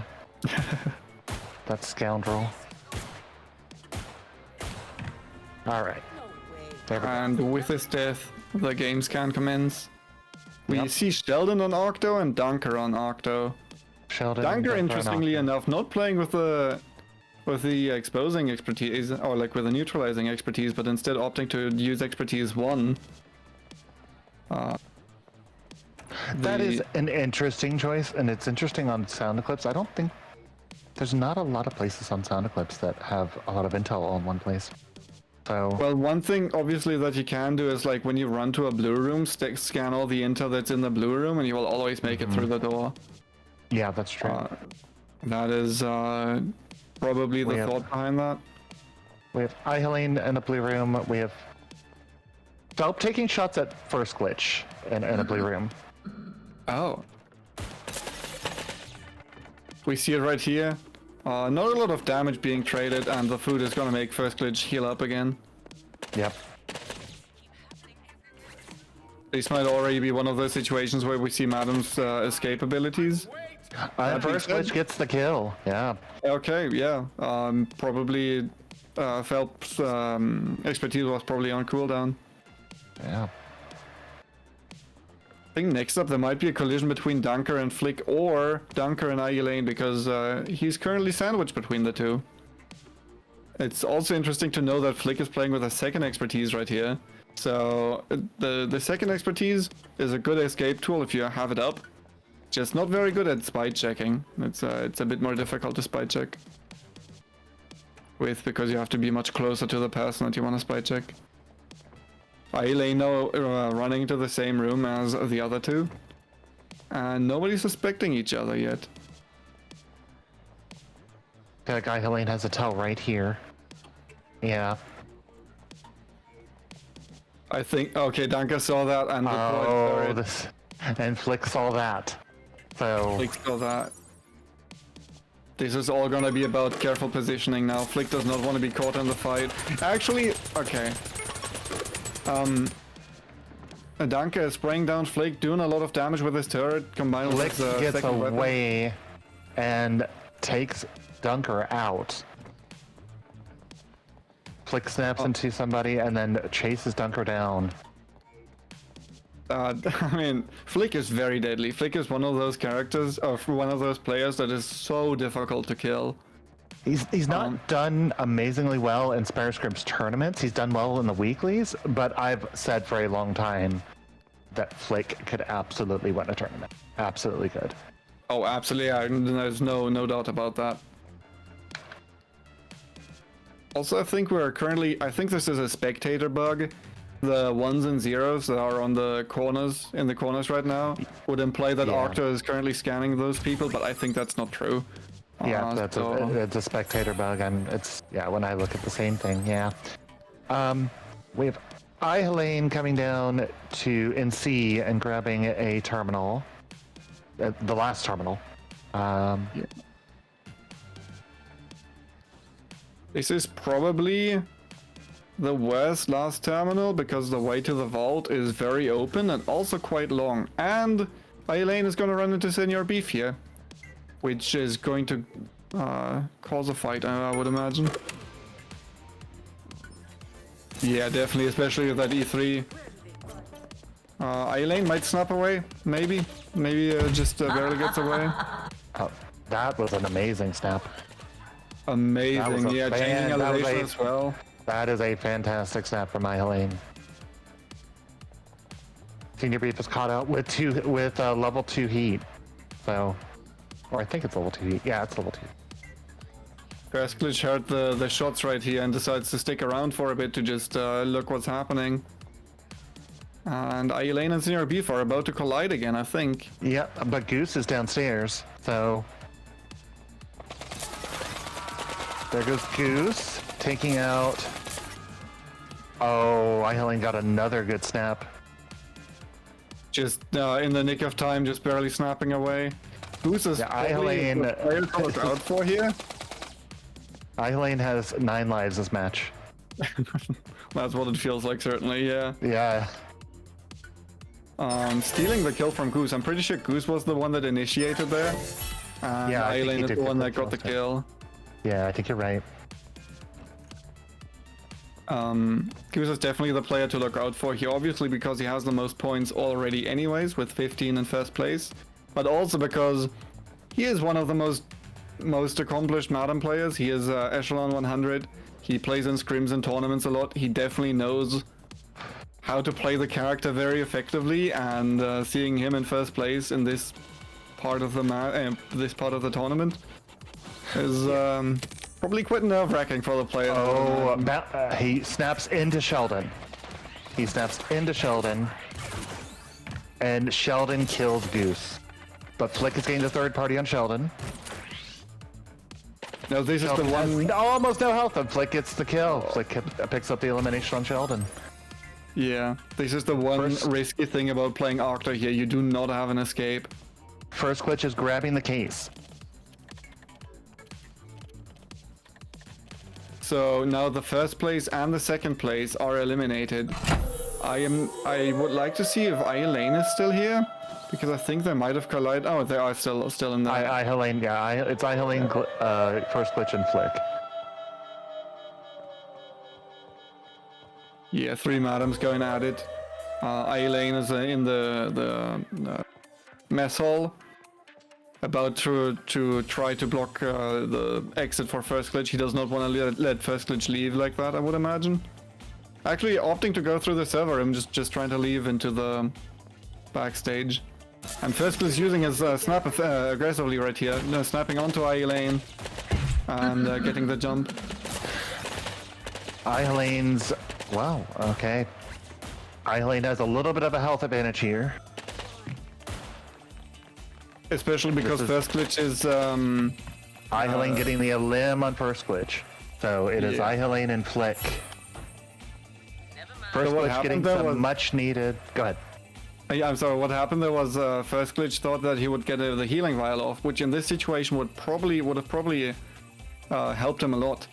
But Eileen, just in the nick of time, actually managed to interrupt him by doing some damage, meaning that Eileen just picked up the kill, and now he's the proud owner of a gold briefcase. Yep. Flick bringing the drone is gonna be. It's gonna give him really valuable information. It is a important thing here. Yeah, And if I'm it's, Eileen, especially against Madam, it's a very dangerous tool to use because Madam, obviously she can snap away, and if you have no means to trace her, that makes it very difficult to know where she snapped to. But once you take that out of the equation, once you do know where she snapped to, the ability becomes so much weaker, and the trace does follow the Madam after the snap.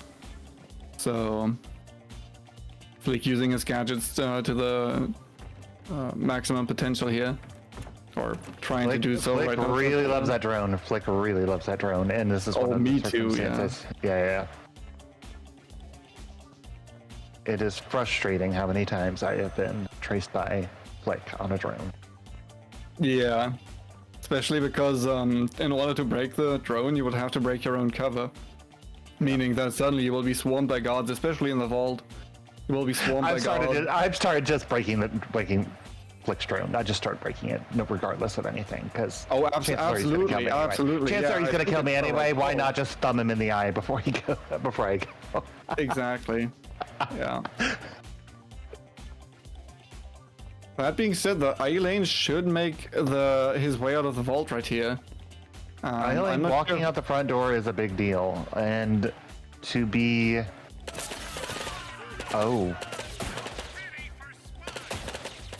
Eileen actually getting a lot of damage in on Flick right there, but Flick wrapping around to eat the food. grabbing the food is a big thing. Oh, that could make the fight for him.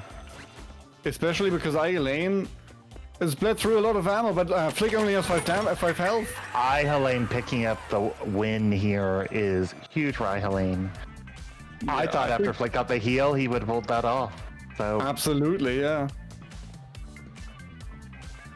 And I think we might see a new person in first place now. it's possible. It's entirely possible. Yeah. It's gonna be close up top. It's gonna be close.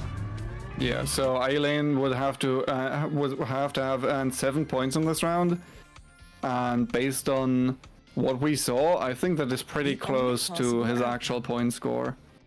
I think so. Did Goose get a point? I guess. Question. So it'll be interesting to see for sure.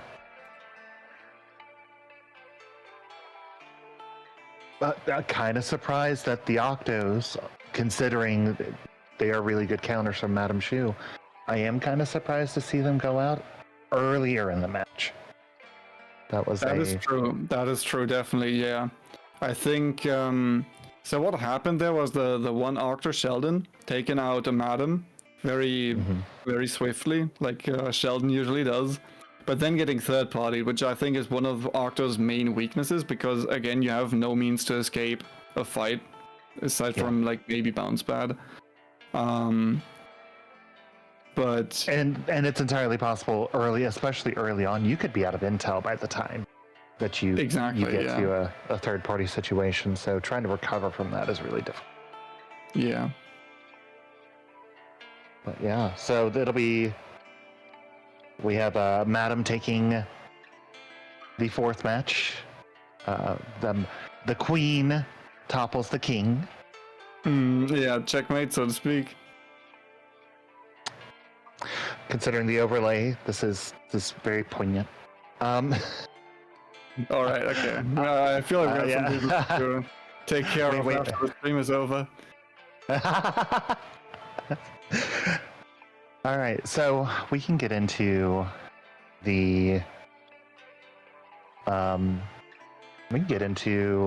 what's next, which, if I recall correctly, we're getting into Holiday Rumble.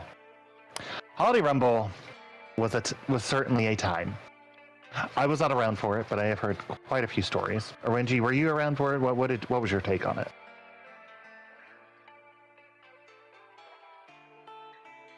Oh, right. Well, Renji stepped away so he can do something, which you guys will see in a minute.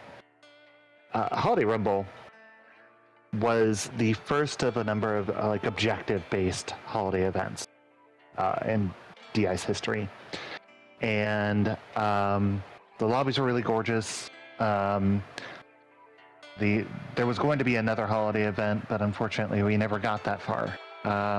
There's some art from it around and about, and I'll make sure some of that gets posted at some point. But it was, we came up with a really, really interesting concept for this match. The concept is we have Santa Hans. And our, so spectating is going to be a little bit different on this one. You guys will see a little bit of a different spectating style, if you will. We're going to be talking about what Santa Hans is doing for a good bit of it. So the I guess that there is no agent.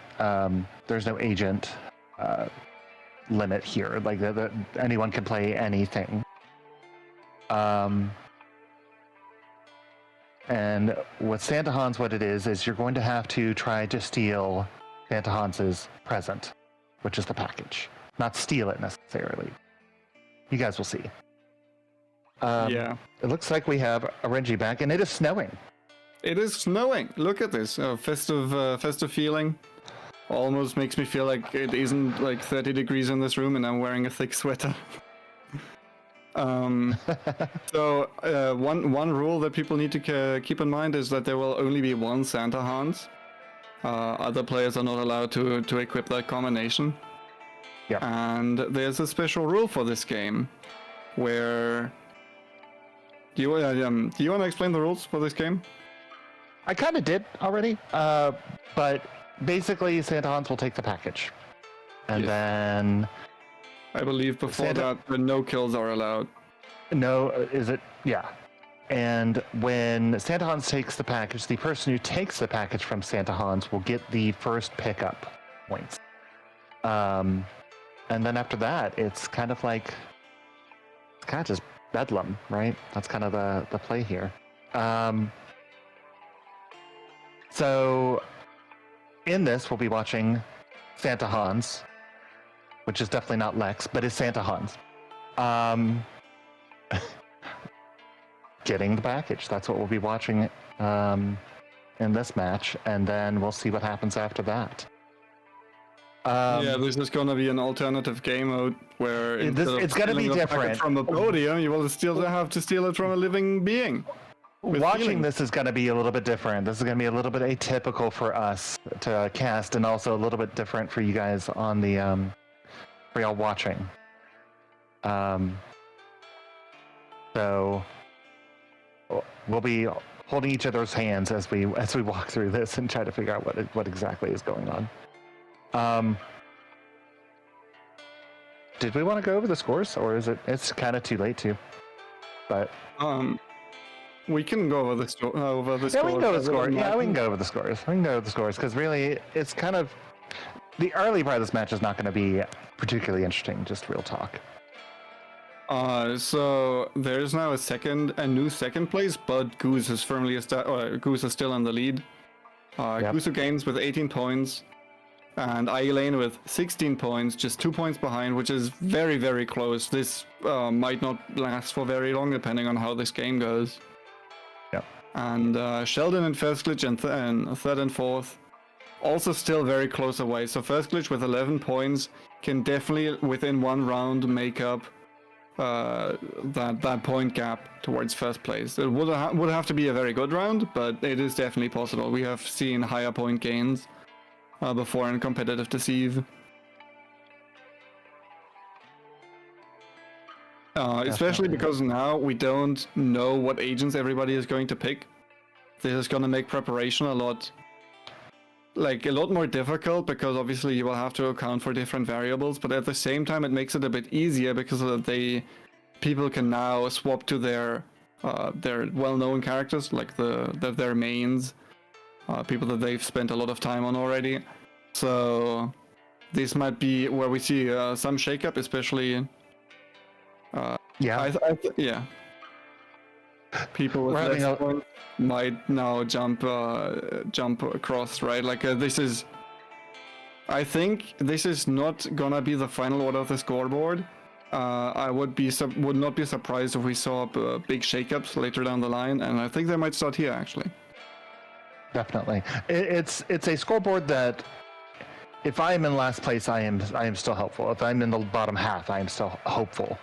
Absolutely. Right? No one is absolutely running away with it. Despite Goose winning 2 matches, no one is running away with it. So it'll be interesting. It'll be interesting to see what happens, and it'll be interesting to see how the players react to this match in particular. I'm we'll see how it goes. I am looking at Santa Hans as we speak. I am not Santa Hans, but I am looking at Santa Hans. So what are your expectations going into this game? My expectations are, I'm going to be interested to see who goes for Santa Hans first. I'm going to be really interested to see who that is. There are some players in this lobby that are more aggressive than others and feel good, I imagine, about going for it first. Going for Santa Hans first. But honest to goodness, I feel bad about not giving a non-answer. I have no idea who to pick would be really, like, aggressive here. Yeah, I have no idea who to pick. Obviously, because if you are the person to get the package first, suddenly you're also the target of everybody else in the lobby. So, especially in the one fight where you will get the package, multiple people might join in and try to steal it from you. So this is where they will have to be very, very careful. I am honestly surprised that we only see one Larson, because like Larson and Madam are characters that are very difficult to third party, because once they get what they want, they can just snap away, or in Larson's case, use his ability to just run away immediately and be invisible, hard to find. So at the start of the game, not a lot is going to happen. We will just try to get through the game as quickly as possible, enter the vault as quickly as possible, so that Santa Hans can get all his packages. Yeah.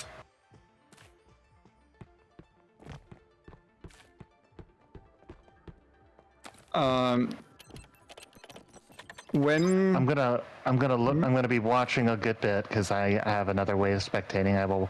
If I see someone do something, I will tell all of you. Oh yeah. Maybe you can also go over some of the expertises, because from my point of view, Absolutely, yeah, you can't see them. so yeah. So I have Goose on Madam using expertise 1. This is Sheldon on Larson. Oh, I think that's expertise 2. I think that's what that is. We have Dunker on Squire. He's using expertise 2. He's using weapon 3, which is interesting. We have Lane on Chavez, weapon 2, using All-Star. Oh. We have First Glitch using Cav and expertise 3. We have Felt on also on Cav using expertise 1. We have Flick on Squire using expertise 3, so Dangerous Hand. Senior Beef on Madam using expertise 1, and we're back to Goose. Just give it That up is already. okay. There are some picks that I find quite curious. Specifically, I believe you said it was first glitch with Cav on expertise 3. Child's For those who... Was that correct? Yes, that's right. And I think that follows a... He might be trying to follow the theme, because if he's trying to track Santa Hans, that is a way to do it. Yeah. I don't know if that's the way I would pick, but maybe he can make that work. If anyone can make something work, it's the person who writes guides on things all the time, right? So Absolutely, yeah. So definitely have to nod to obviously- definitely have to nod to first glitch using everything at some point, because he does, and that might work to his advantage here. Obviously, for those who don't know, the Cav's third expertise can be used to track the package carrier. Specifically, if you scan a ping that's left on the ground, you will reveal the package carrier for a couple of seconds. We have Flick and Phelp both at a terminal. Oh, They're both at a terminal. They're both standing on the terminal, and neither of them can get it because they're both standing on the terminal. oh. I think this is one of the very side. This is B, but all right, they one of them relented.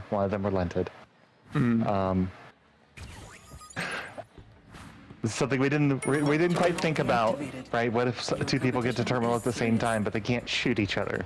So one of them relented.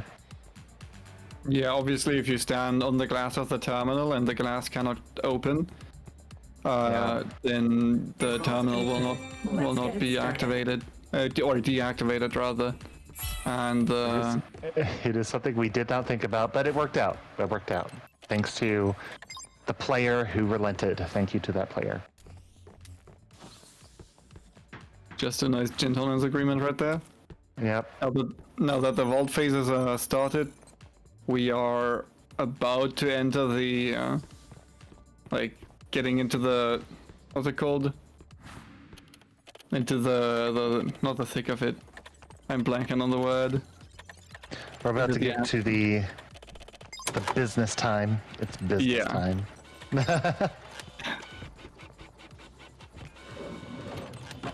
Success. So again, the players will have to try and kill, or try and get the package, try and win, but they won't be able to get the podium points here, but instead get the kill on Hans, or just pick up the package from the ground. Exactly. Also, like if the person that picks up the package after the kill will get those podium points, because obviously no player can get the podium points according to the rules. Yep.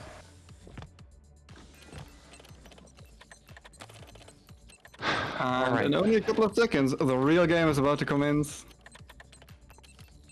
I'm just gonna see who's positioned here. Interesting technology. So we have. We already have Flick going after Santa Hans. Health That's what we have. We have Flick going after Santa Hans. This is very smart. No, aggression right off the bat makes it very difficult for other people to join in. Yeah. Flick, And Flick picks up the elimination. So Flick will get the podium points. Now though, this is like this one scene in Aliens where like the scanner reveals all the aliens around, because there are a lot of people in the vault Yeah. and around the vault. Flick will have to move very, very carefully Yeah, to like this is the avoid all it's of them. terrifying. Seeing 7 players, 7 other Yeah. players. Elena engaging actually onto Sheldon. Outside of the vault, Sheldon I think is pretty low here. And very narrowly dying to Eileen.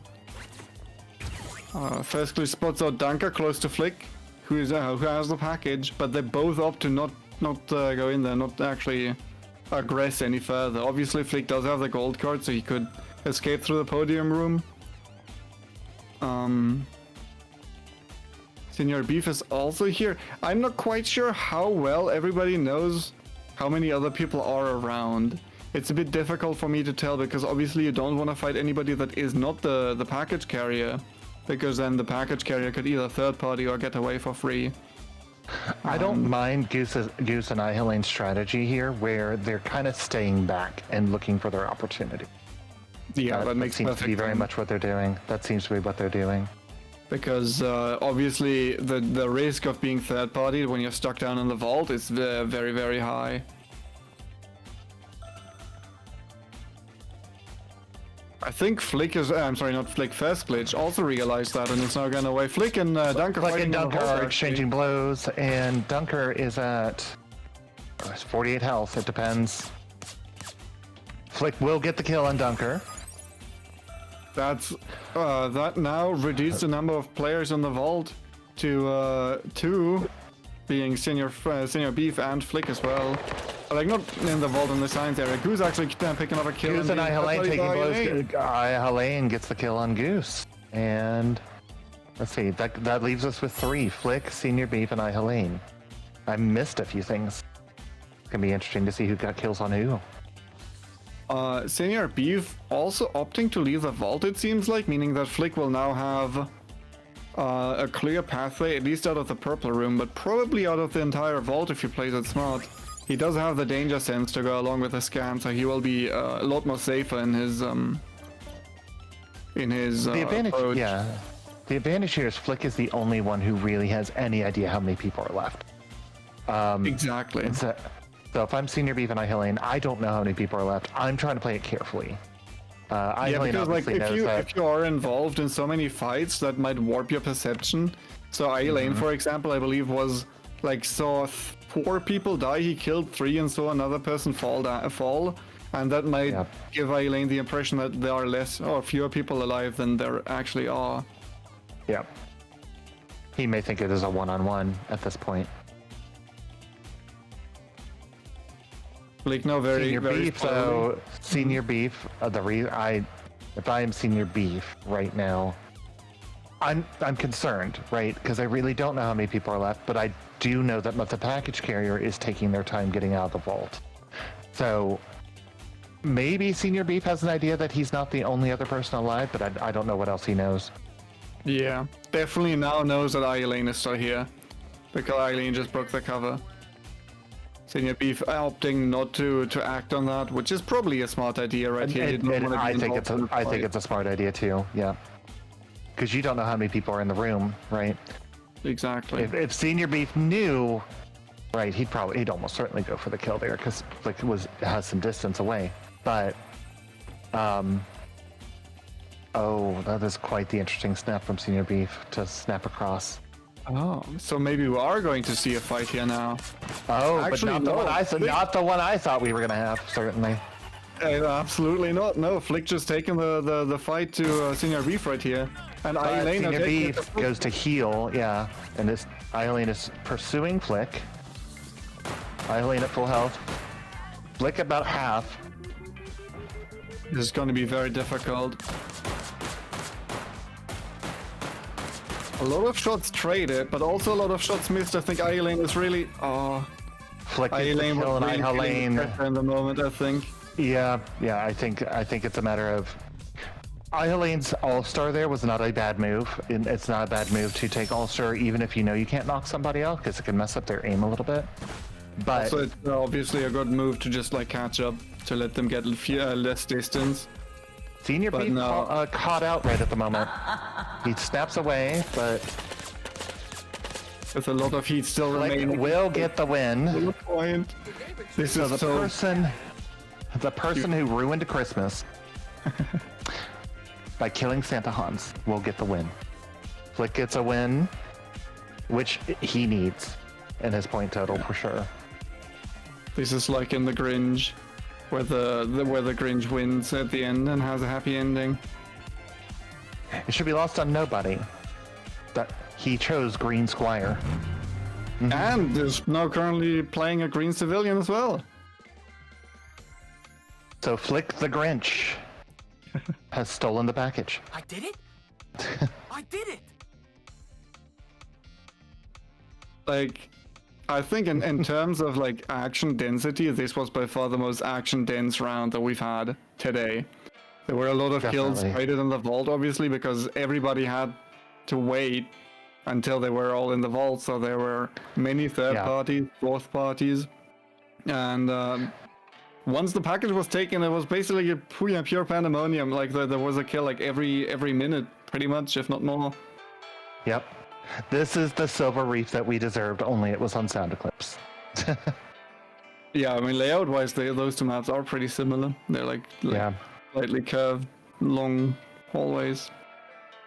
Yeah. That was a very fun match to spectate. And yeah, like usually matches don't go like this, obviously, because they're Yeah. like played around the podium.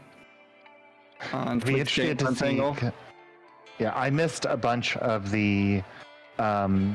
I don't know who exactly got any of the terminal, so it's gonna be really interesting to see what the point total ends up like, especially since we had so many kills and so many points later in the match. Yeah. It's clear that Flick probably came up big, but Oh, beyond absolutely. that, it's gonna be a little bit difficult to. Helene did a couple things too. Like he got some kills. He got in the vault. I think we'll have a new leader after. I think we will I have. think a leader. Flick was in 5th place, if I'm not mistaken, before the round started. And with how many kills he got actually, and with like he got the podium points as well, Yeah. he might have moved into 2nd place, if not even 1st place, because that was a very, very point heavy round for him, I think. Yeah. The question will be: is Helene? That's the. I think the question is and whether or not Helene got enough points to kind of overcome the small deficit he had versus Goose. Absolutely. I don't think this was necessarily the most like the most points for a Goose in this run. I think he got 1 kill, and obviously he entered the vault, Yeah. which I think everybody entered the vault. I don't think anybody didn't get that 1 point. I think you're right. I think you are right. Just 1 second here. I'm having some tech issues, but I'm fixing it.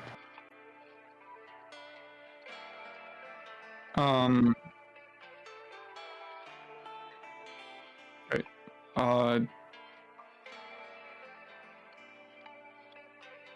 Okay, next up, there's the Jartification event that was very Jarty heavy, where Jarty was visible, or like you could meet him on every single map. Yep, every single map, and then Diamond Spire had 2 Yachties on Diamond Spire, which that was fun. That created some pandemonium. It was meant to be an April Fool's event originally, if I remember correctly. It came out around the.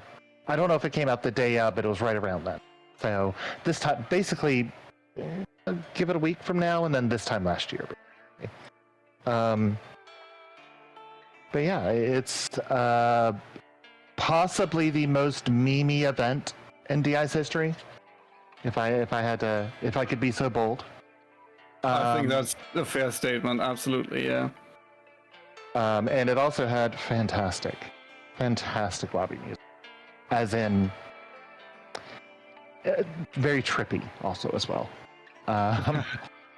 Yeah, there was even a music video published by Sweet Bandits, I believe, about the Dreampreneur. Dreampreneur.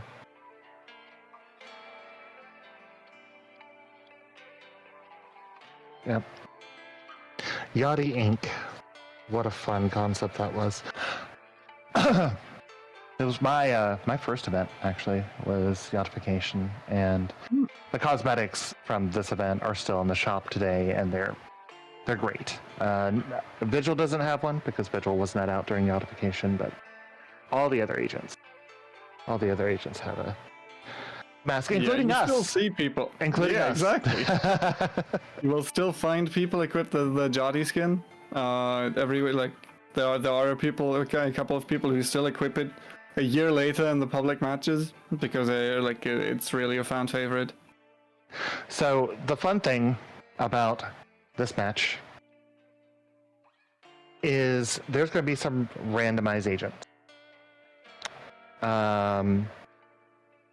We will get into that in a second. They're being rolled currently in the chat. But yeah, you look that is certainly a look for you, I will say. The Yachty mask is certainly a look for you. Yeah. Is that an upgrade, do you say? Should I wear that more often? I don't know. I feel like Soph might mind that a little bit, but maybe. I like how my goggles are coming through and my eyes are just lighting up randomly. Yeah, that gives this quite a surreal feeling. Yeah. So could you maybe introduce? We're doing some the- organization in the we're doing some organization in the background, y'all. Just bear with us.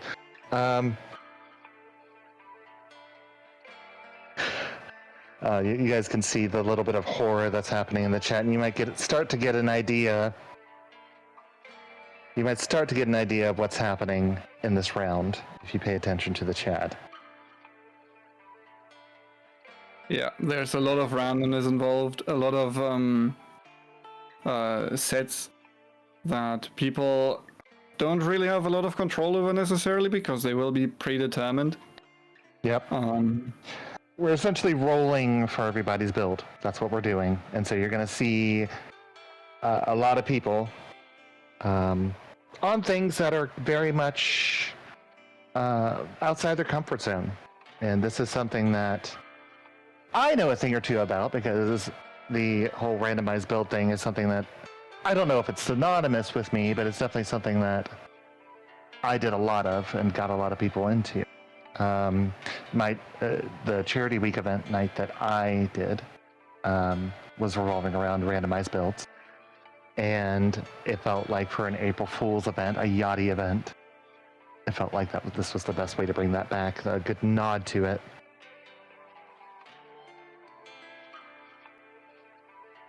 Yeah, when you play randomly, like when you play random characters, what do you think?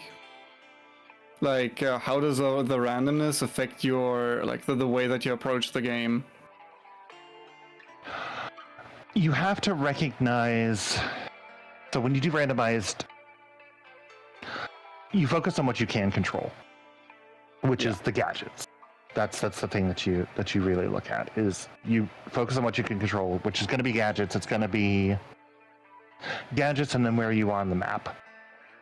That's the best real way to look at it when you're looking at randomized characters, and where a certain agent will perform well on a map, and just kind of sticking around that area.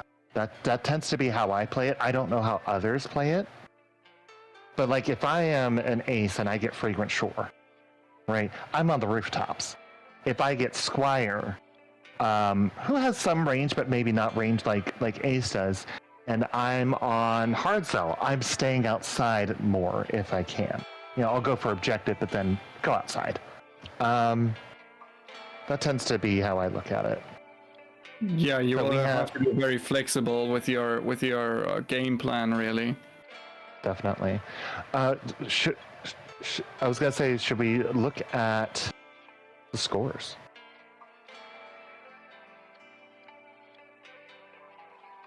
So with the updated scores now, we can see that Gusu Games is actually still in first place, but now Flick is in second, moving up all the way from, I believe it was 5th or 6th last round. Yeah.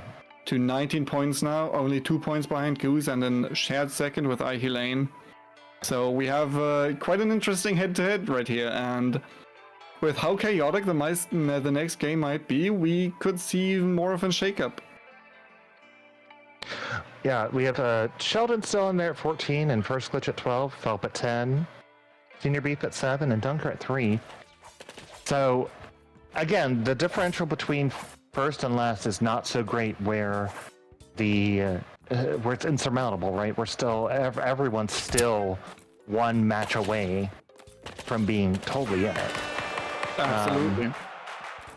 That's the great thing about these things is they tend to stay close. They tend to, scrims, tournaments, they tend to stay close. So there tends to be suspense up until the last match.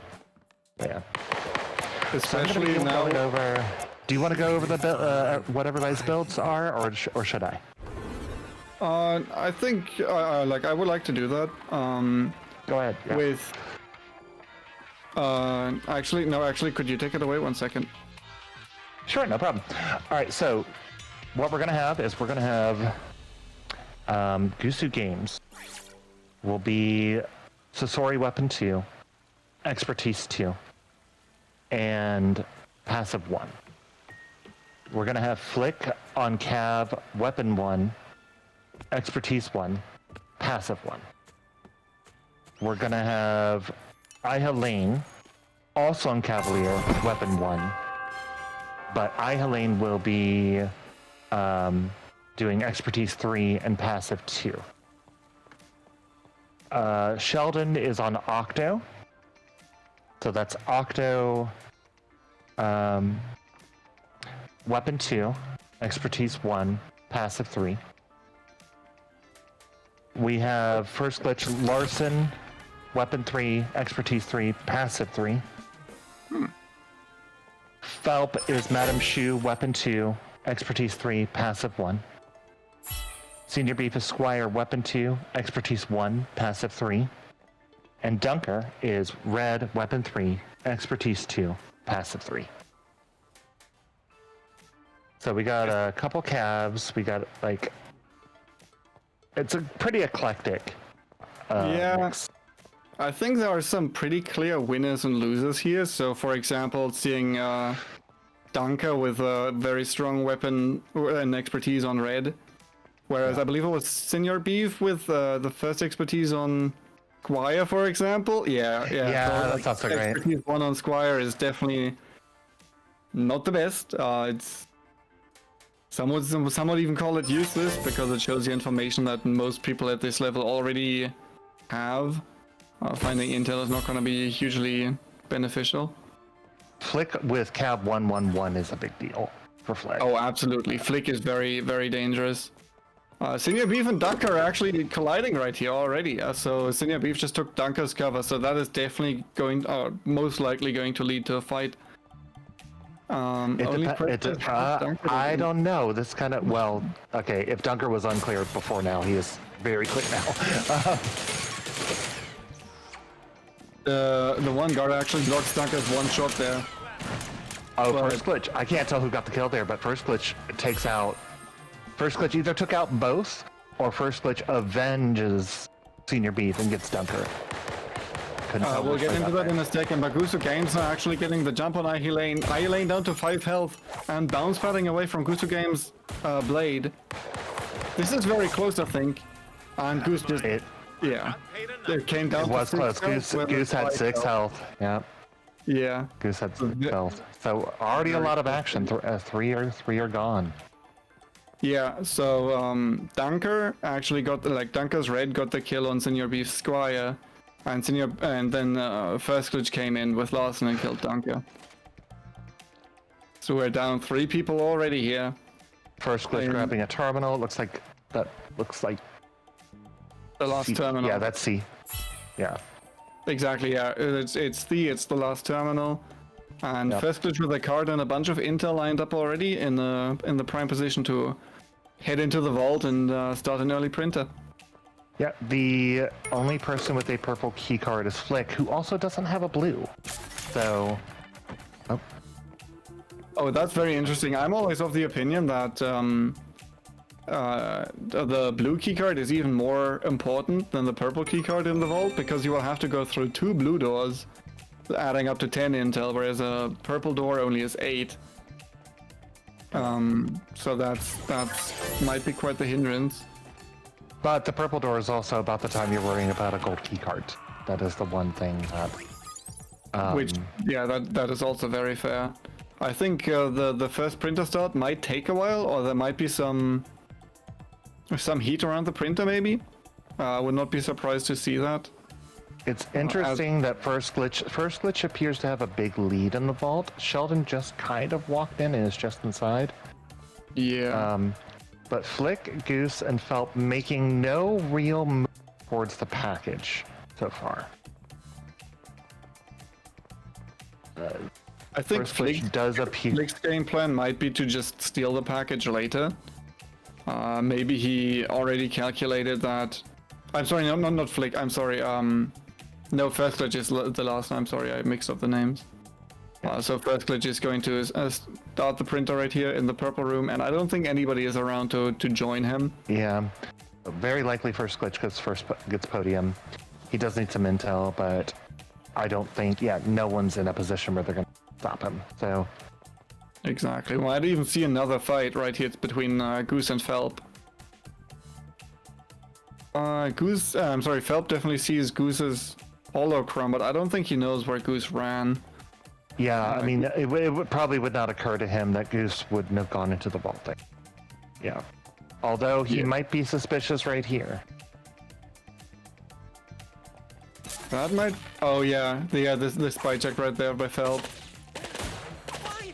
I know. I don't know that I would have done the same thing there, but Goose actually getting a lot of damage. I'm not quite sure what getting like to.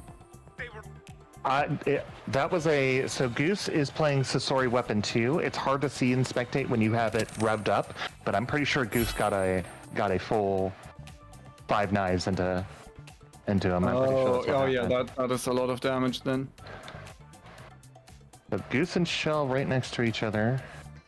First Glitch at the podium will end up grabbing the package. Now a Flick. We have two people pretty close to each other, and then there's nobody on the exit that leads to the to the left side. If you look from the podium. Actually, Flick is now going down those stairs, and the people are kind of splitting up again. Like they went together to the central area, but now they've split up with Goose Games in the middle, and then Flick and Sheldon on either side. Goose spy checking there and not getting a hit, and now is caught out at the moment. So there's not a player around to really capitalize on that. Just gonna point out, Goose is low on ammo, and I don't know if he that. He has four knives. Yeah, so when you charge up your weapon 2 knives on Sasori, it still only counts as 1 bullet being used. But obviously, if you shoot multiple times, that will deplete that magazine very quickly. First Glitch, I believe, now actually making an escape from the vault, making it out unscathed. There's nobody around to fight him here. And one thing that this map is actually known for in competitive is that when you grab package, a lot of people are usually still alive. It's very rare to have a 1v1 in the end game, so this is going to be very difficult for First Glitch to maneuver around. He's probably going to have to rely on on the other agents killing each other, honestly. And there's ways to run to make that happen. Yeah, absolutely. Gets his cover broken, I think by Flick at range. The cover break right there is pretty good because now everybody knows where Sheldon he is. and Goose and First Glitch are all down there, and this gets wow. Sheldon and Goose are now fighting. Sheldon misses his bomb, but he just sprays down. Flick is tailing First Glitch. Oh. Yeah, he's gonna be able to scan the package now. To scan the ping. Excuse me. Sheldon did get the a limb on Goose, and yeah. Now we have a duel where Flick just takes out First Glitch. Cav's weapons do so much damage at this range, and now Flick and Sheldon on the same floor but separated by a wall. I feel like Flick has the advantage here, not just because of the package, but because of the build. There's not a lot that Octo has on Cav. Octo's not an amazing Cav counter. Exactly. Also, locking down our expertise does nothing, right? And doing things that at range, Cav can hit you back at range, or at decent range, I mean. So This is going to be interesting to see. Shell's a great player, if anyone can, but we'll see. It's probably him, yeah. But also Sheldon is playing with Weapon 2 on Octo, which needs a lot of time to get going. And if you don't have one thing against a Cav, then it's probably time, because she's one of the characters in the game that will mow you down the quickest. Yep. This is gonna be a very like positional battle. I think Flick is gonna take his time to really get a good ambush going on Sheldon, and Sheldon will try to have to try his best to avoid being ambushed in this situation because it is And to play very with corners. And to play with corners. He's Exactly. gonna have to play with Yeah. corners. yeah. Not having your bounce pad here on that extract that's tough.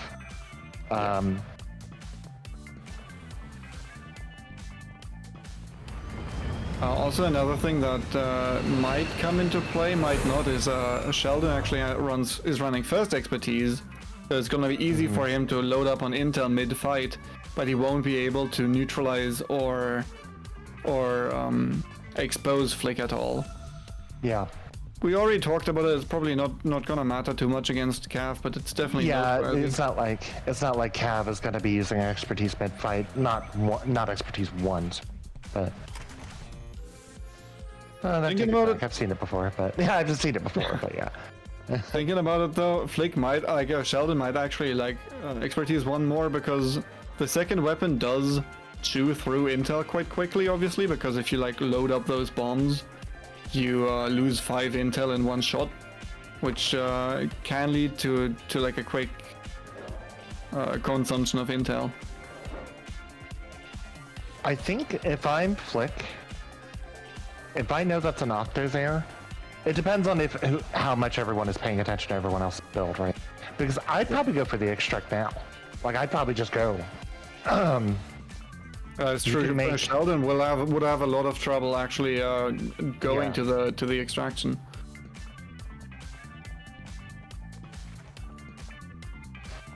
And Flick just got the scan, meaning that he won't have to rely on his package scan, I believe, or he cancels the expertise. Like no, he cancels the expertise. He still sees Sheldon on the high ground there. One thing about the Sheldon is Johnny. He's gonna stand out like a sore thumb, but yes. One thing about the second weapon of Octo is that it does do a lot of damage once you get the charge up. So if Sheldon knows that Flick is about to approach the car, he might try to charge up a shot behind cover, and then like quickly peek and try to hit Flick with the 50 damage, which is a great fight opener if you get it at this range, because Flick cannot really retaliate due to fall off damage.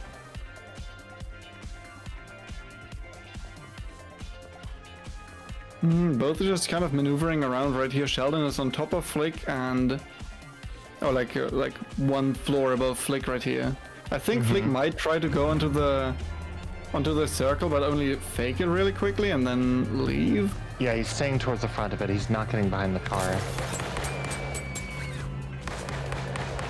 Oh, tried for the bounce pad. Tried for the bounce pad. Changing positions actually. Now Flick is on the high ground and Sheldon is on the low ground, meaning that, That is a Sheldon doesn't big really have a way to advantage for place him Flick. down. Yeah.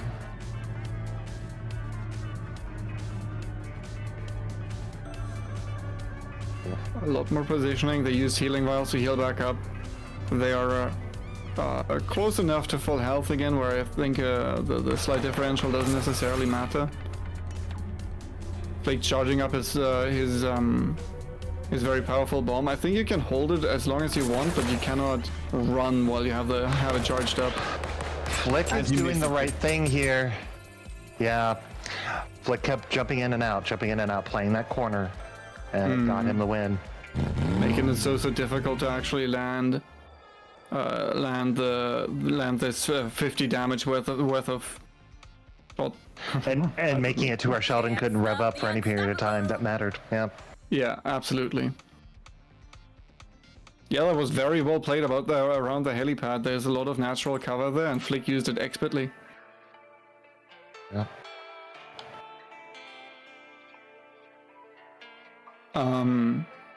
That is. I think like Flick is probably going to establish a very dominant lead here. I think he got a lot of kills. Yeah. And he didn't get the podium, that was Fast Glitch, but he did get the win in the end, the vault entrance, and a bunch of kills. So I think he's now firmly in first place. Yeah. Diamond Spire just brings out really interesting endgames and scrims every single time. Oh, absolutely, 100%. Diamond Spire probably more so than any other map. creates these ridiculous endgames. They tend to be long, but they're always interesting. Yeah, so what happened this game was there were a lot of fights early on, and everybody who wasn't in a fight made it to a terminal. So Yeah. a lot of people either got a kill or got a terminal very quickly, and then people didn't have a lot of gear when they started moving into the vault. And I think that then slowed them down. Because obviously if you have key cards, if you have intel, then you feel much more comfortable actually going into the vault. But that didn't happen here because I didn't have that yet. So Yeah. that's why we saw so many people alive at the end. Yeah, definitely. Flick getting the win there is huge for his point total. I feel like I don't know if anybody else got a large amount of points. First Glitch was he got the package first, and then I think First Glitch may have gotten a kill. So First Glitch may make some movement on the leaderboard there, which good for him. But other than that, it was kind of Flick's show that match was. Yeah. Yeah, so I think we're about to head into our second break. When we come back, we will be doing Catalog 4 and looking at the scores up until this point. But we will catch you on the flip side of this break.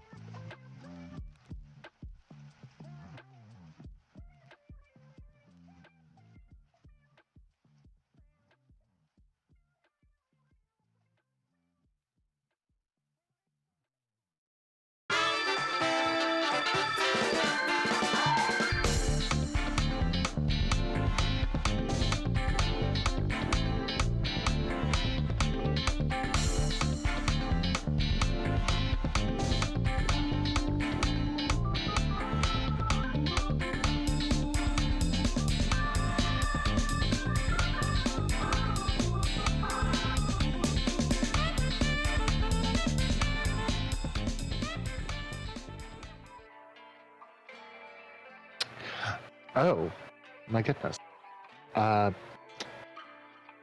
Welcome back to everyone. We are on Season 4, Catalog 4. And Catalog 4 had very much a superhero theme, right? There were little references throughout the catalog to different IPs and stuff like that. And it was my favorite, like in terms of the actual skins, I think Season 4 may have been my catalog. I just love a lot of the things that they did with the superhero theme. I especially love the Squire legendary skin out of that, but more on that in a little bit. It's also the appearance of Vigil. When we first got Vigil, who previously known as Knight in the lore, Vigil is Squire's mentor, and they are the two people on the cover of this catalog, and the catalog is themed around them.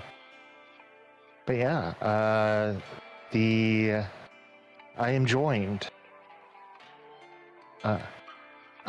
by someone who is unfamiliar to me. I've only heard of this person. We have Clark Renji. Clark Renji. Yeah, I came here to see our engine man, but apparently he's left already. Oh, well. I heard he's quite super. Oh, you think he's quite super?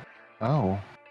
That's what I heard. Yes. I don't know if I've been told that. I mean, he, just a story.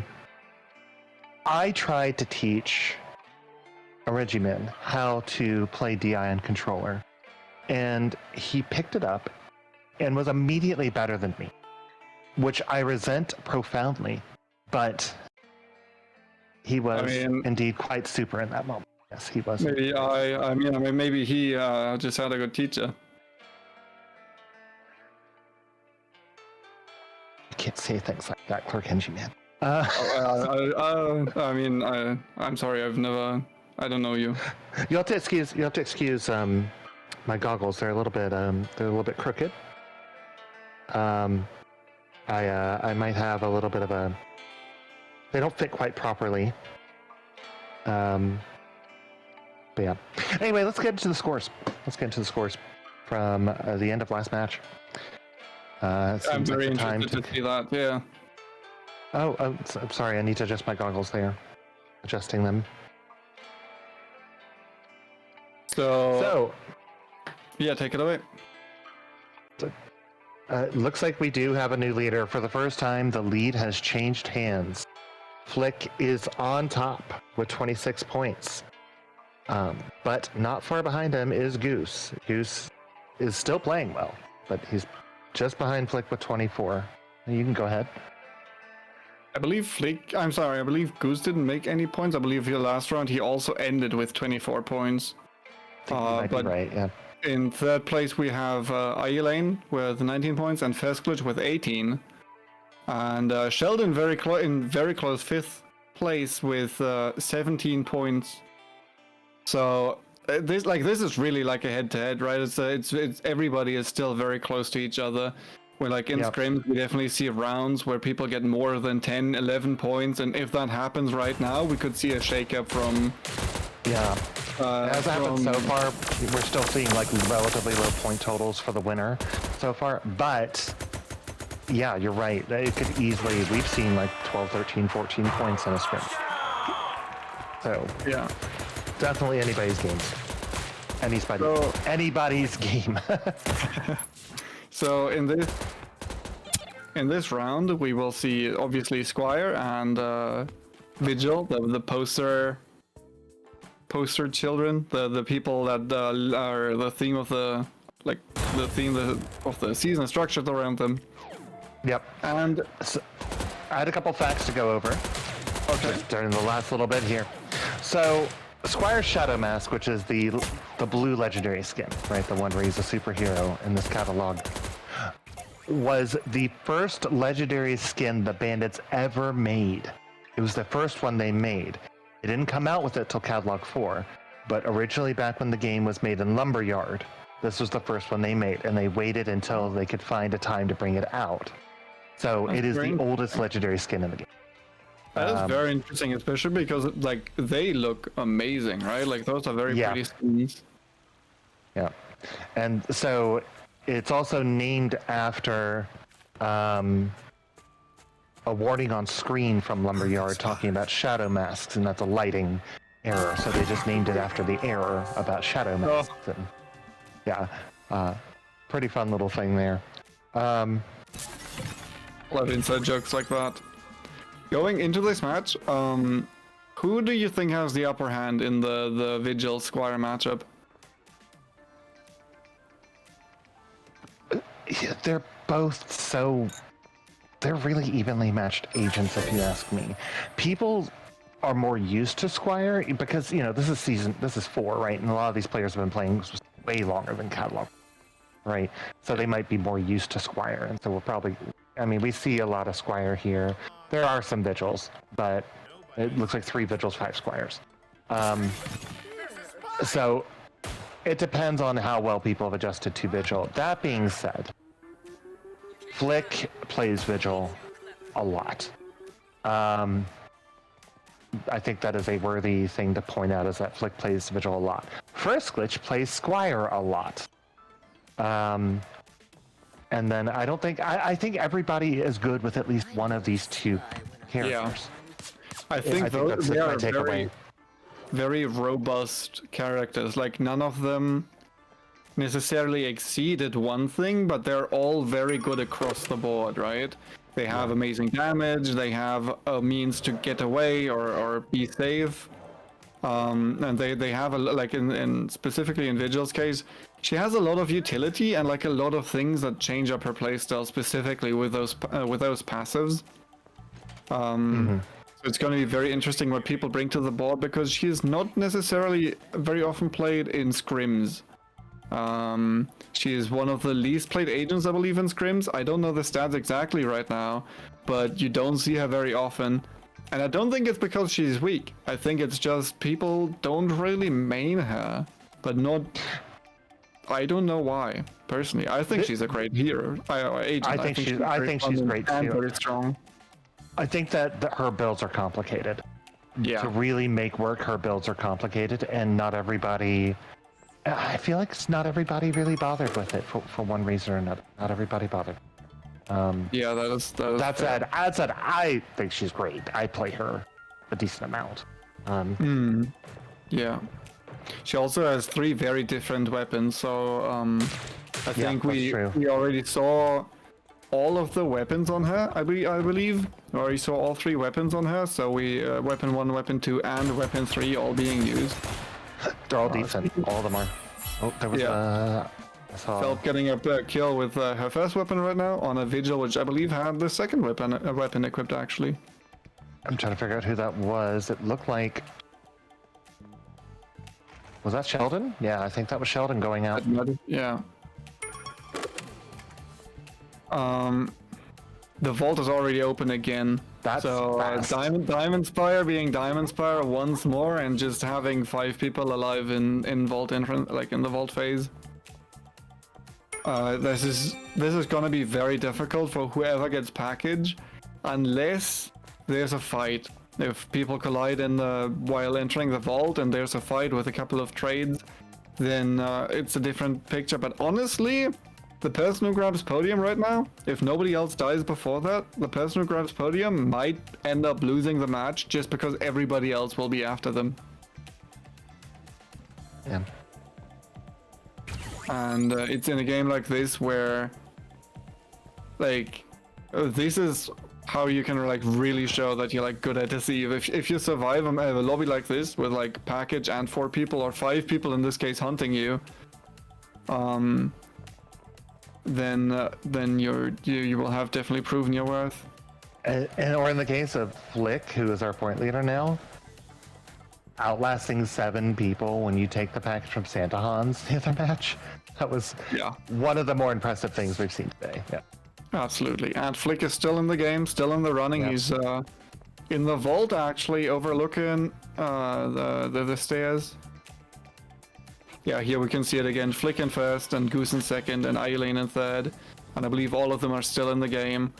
And there might be a fight right here, because Goose just very narrowly didn't walk into the tripwires, but made himself known to Felp, who gets jumped by Glitch. Glitch's strategy right there was just to wait on top of the stairs with his danger sense out, because once he saw that people trigger the danger sense, obviously he knew to shoot. Dunker heard that. He's behind First Glitch. He saw First Glitch take the gold key card. He might open up here. Yep. This right here is where the third weapon on Squire really shines, because it Yeah, does it's- do a lot of damage on And range. So. It does. It's his best ranged option. Whereas it's not always the meta. I love Weapon 1, but Weapon 3 does shine in these situations. First Glitch does make an escape right here, though. We're using his. I am shocked that he tried that, but also he got away with it. Yeah. Dunker just not quite sure. Didn't quite connect the shots right there before the healing went off, and that was enough to scare him away again. Oh, Flick getting the kill on Dunker. Dunker runs and Flick gets the kill with Vigil on Dunker. Oh, that Glitch means is healing. that Glitch now with a gold keycard. He's the only one with a gold keycard, and he does have enough intel to open up a purple door. There's nobody around anymore to stop him, or like the one less person around to stop him. And First Glitch chooses correctly in the purple room that he goes into. Chooses to He's purple in the room. wrong cover, so people will know. But Yeah. I feel like he may know, right? He may know that he's the only one with a gold key card, or he may be able to guess to some extent that he's the only one with it. Especially because he does have the danger sense, so he will know if anybody approaches the doors from the outside. Exactly. No, yeah, and he was using it. Yeah, so he will know So- that he can now break his own cover, get somebody like a scientist's disguise right here, or just leave the purple room outright if he wants to. What a fun endgame, Glitch, Goose, Flick. That's a fun endgame if you ask. Yeah. Oh, Flick, not sure to push through here, and Glitch doesn't want to take it. Glitch doesn't want any of the heat right now. He just tries to choose to get some distance in. Walking, because when you walk, the ping meter builds up less over the same distance compared to when you run, so you would cover less distance when running. And since there's nobody on top of the stairs, I think Glitch will just go up it. Yeah, I mean, there's no reason not to go for A here. There's really no reason not to. If you know Goose is all the way down there. Actually, well, Goose is coming up. Or Goose is he's playing it coming up. Yep, First I'm Glitch not is going quite up sure to what A. the plan is here. Yeah, it's going to be interesting. He opted to not go to the extraction point and instead chooses the other direction, leaving through the right door instead of the left door. Where I wonder if he's thinking bounce pad over to B, but the Flick's right there, so I don't really know. yeah. Oh, this is a very, very sneaky strategy, because right here you don't even need the bounce pad if you have the routing correctly.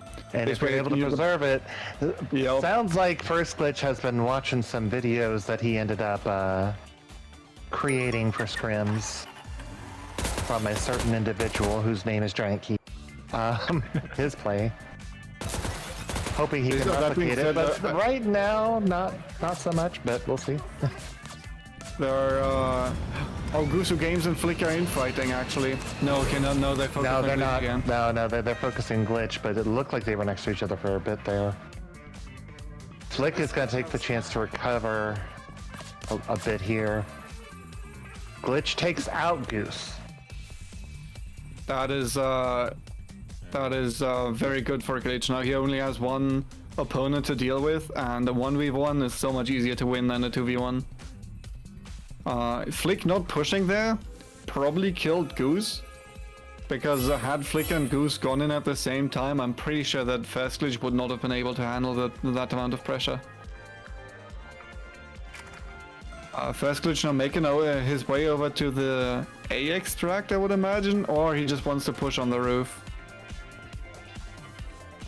It makes sense to push on the roof. It makes sense to push on the roof with Squire. E3 here is going to be big. You're going to know. Right, you're going to know. Exactly. Also, okay, Flick just went up the stairs, and First Glitch did not have any intention of extracting right here. He just wanted a good, wanted to get a good angle to ambush Flick. Yep. He is now forced to back off and use that social battery to heal up. Trading a bit of damage, both are not really that hurt. Playing around the door right now. And Flick, they're trading blows right now. Flick is about to go down. Flick gets the win. That was close. Flick was down. Flick was down to 21 health there.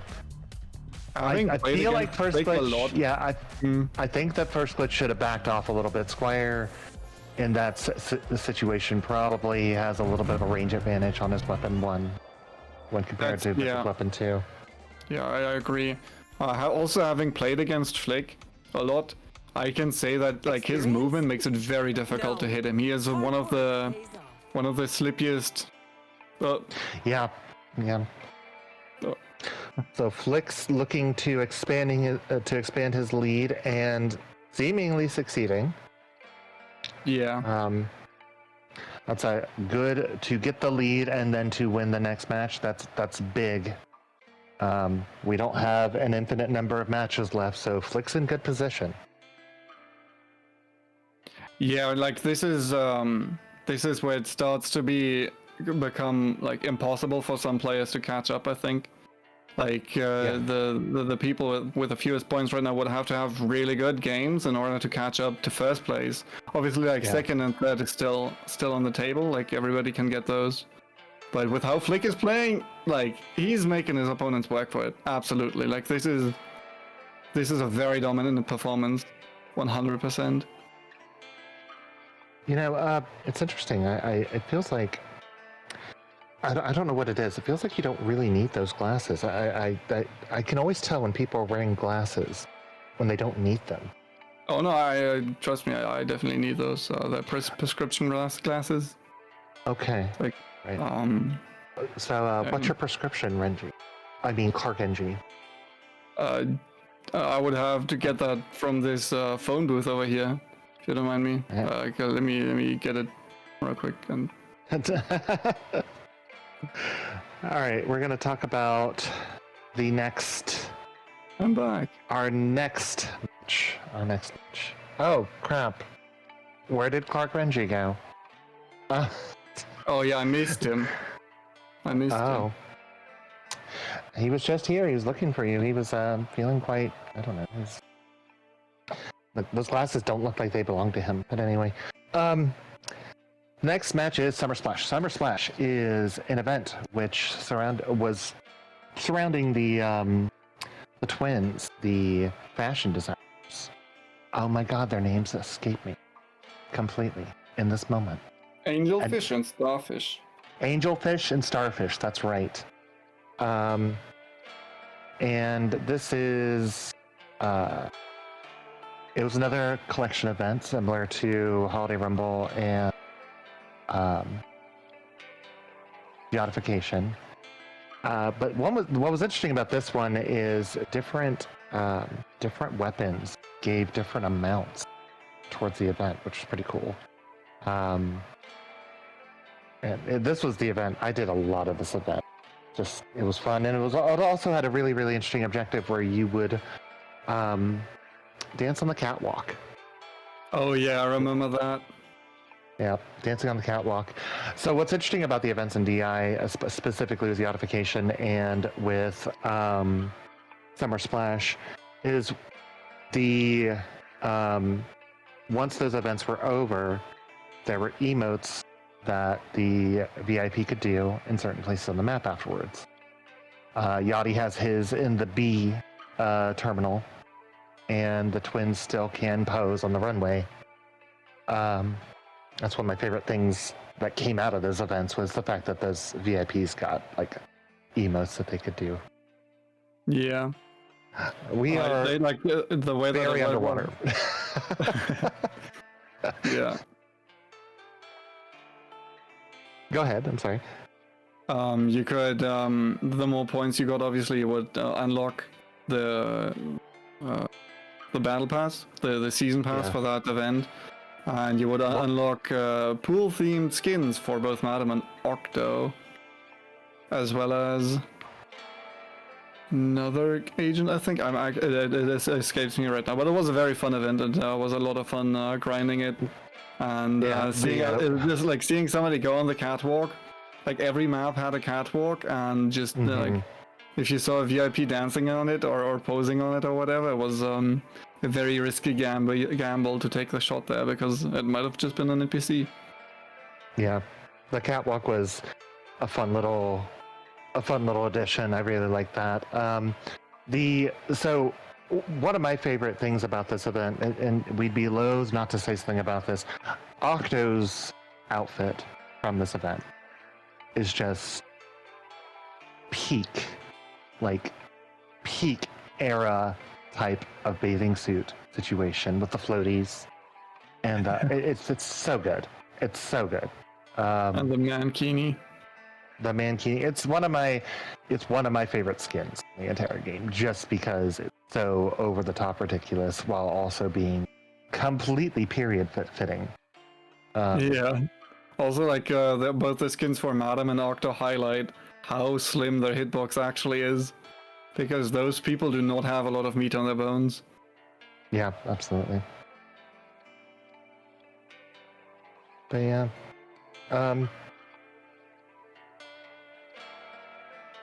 let's see. I'm trying to see if I have a fact associated with. Oh, I forgot. There was one more little thing that I wanted to do. Going back about the last season, I forgot about it. So, Vigil's light mask outfit. Remember how I said that Shadow Mask for Squire was based off? The name was based off of Shadow Mask, which is a lighting air like message in Lumberyard. Light Mask is a reference to an entirely different thing in Unreal Engine, and that's where the name for Vigil's legendary skin. That's where that came up. Is Light Mask. I thought that was pretty cool. I mean, it is pretty cool. I mean, they have nothing to do with it, but they do fit the superhero theme pretty well, I think. I think so too. It sounded superhero-y to me, so to be able to kind of go, somebody was, running with 4 cylinders right in their brain. Like somebody was on peak thinking about it when they came up with that. The other thing that's pretty interesting about the holiday events, now that we've gone through all of them, is all of the little stories behind the holiday events, all the little things that surround the holiday events, they're all considered canon to DI, right? Oh. So the twins really did develop a toxic biological weapon in some Splash. The Yachty really did try to mind control everything in canon. So really interesting little tidbit there too. They're considered canon. They're not just one-off little things. These things really happen in the universe of DI.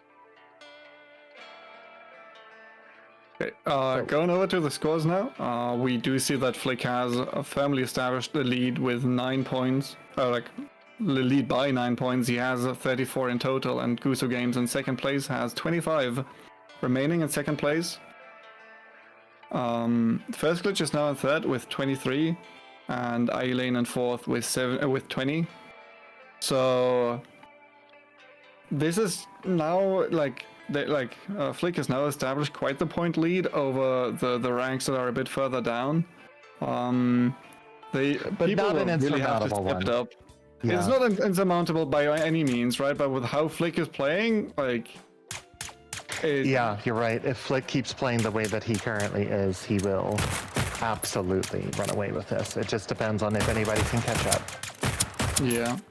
One thing that is going to be important for the other players here might be to look out for who Flick is playing, and then maybe specifically targeting that person. I think Flick is playing Larson, so seeing Sheldon and Hans right here must be a pretty frightening sight for him. With Hans overall being a pretty strong pick against the Larson due to the neutralize and the slowdown and the ambushy nature.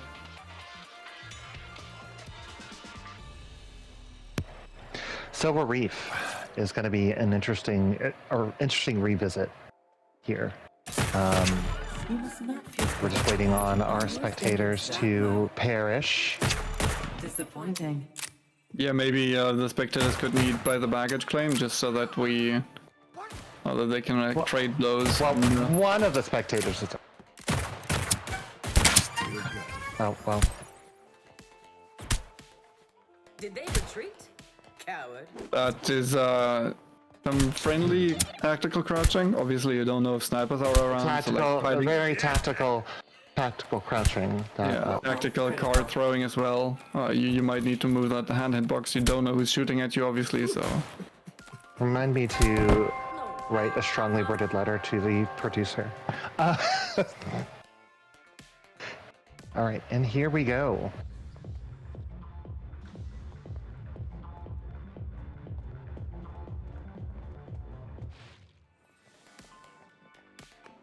So we'll be going over the rules for this round. This is something that we didn't do. The rules for this round are as follows. Apologies.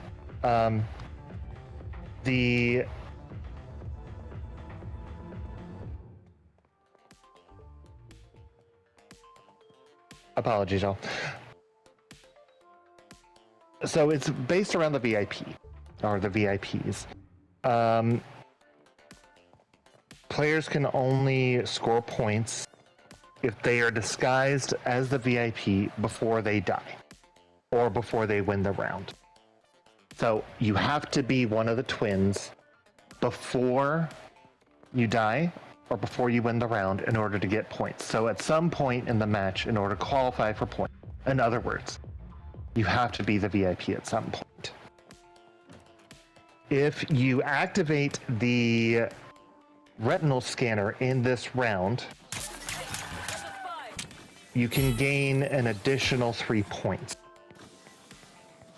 as long as you remain a VIP before being eliminated or winning. that might be very lucrative for the people that are currently looking to catch up to first place. Another thing that I just thought about is if you go, like if you try to aggress early, you might take out somebody before they can even find the VIP, meaning before they can even get any points. So if somebody targeted Flick, which actually might have happened right here, there is a dead Larson around, and I think Flick is nowhere. No, Flick is still there. Okay, my bad. Yeah, Flick's downstairs near C. Yeah.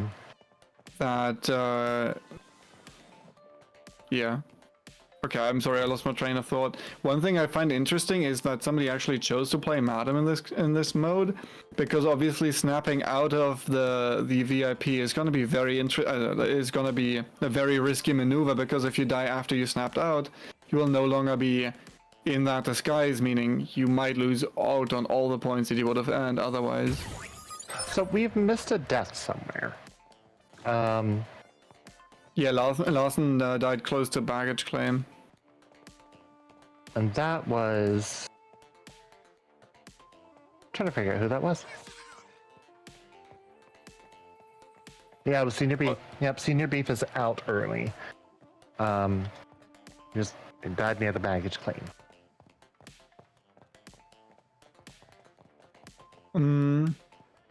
Again, like we saw last time we played on Silver Reef, we don't see anybody go into a blue room just yet. I think Goose might have Dunker's a VIP. He just left the purple room at E. Left the purple room at E. But he didn't get anything from it. He didn't take the purple card. He might have taken the purple card, but he didn't take the box or deactivated the terminal. I didn't see what it was. First Glitch just took C. Goose is in a blue room outside of B. Dunker's plan might actually be to deactivate the retinal scanner and to get the point. It's not a bad idea, but it depends heavily on if the. I mean, if I'm a points leader here, if I'm high up on points, what I am doing is I'm making sure that the terminals get taken. Yeah. That way the retinal scanner isn't in play. Absolutely, yeah.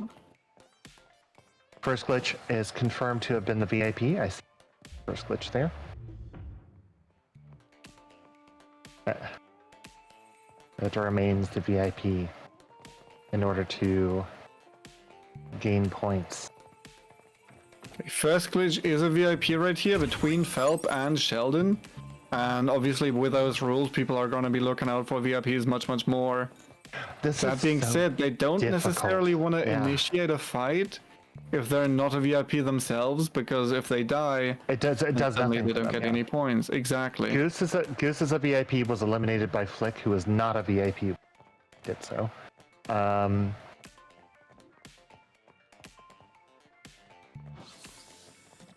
I think, yeah, okay, Phelp was suspicious of first glitch right there, but just getting in the melee and then running away. Sheldon, however, is still close by, and he has to make a choice if he wants to go to Phelp or to first glitch right there, and decide who to chase.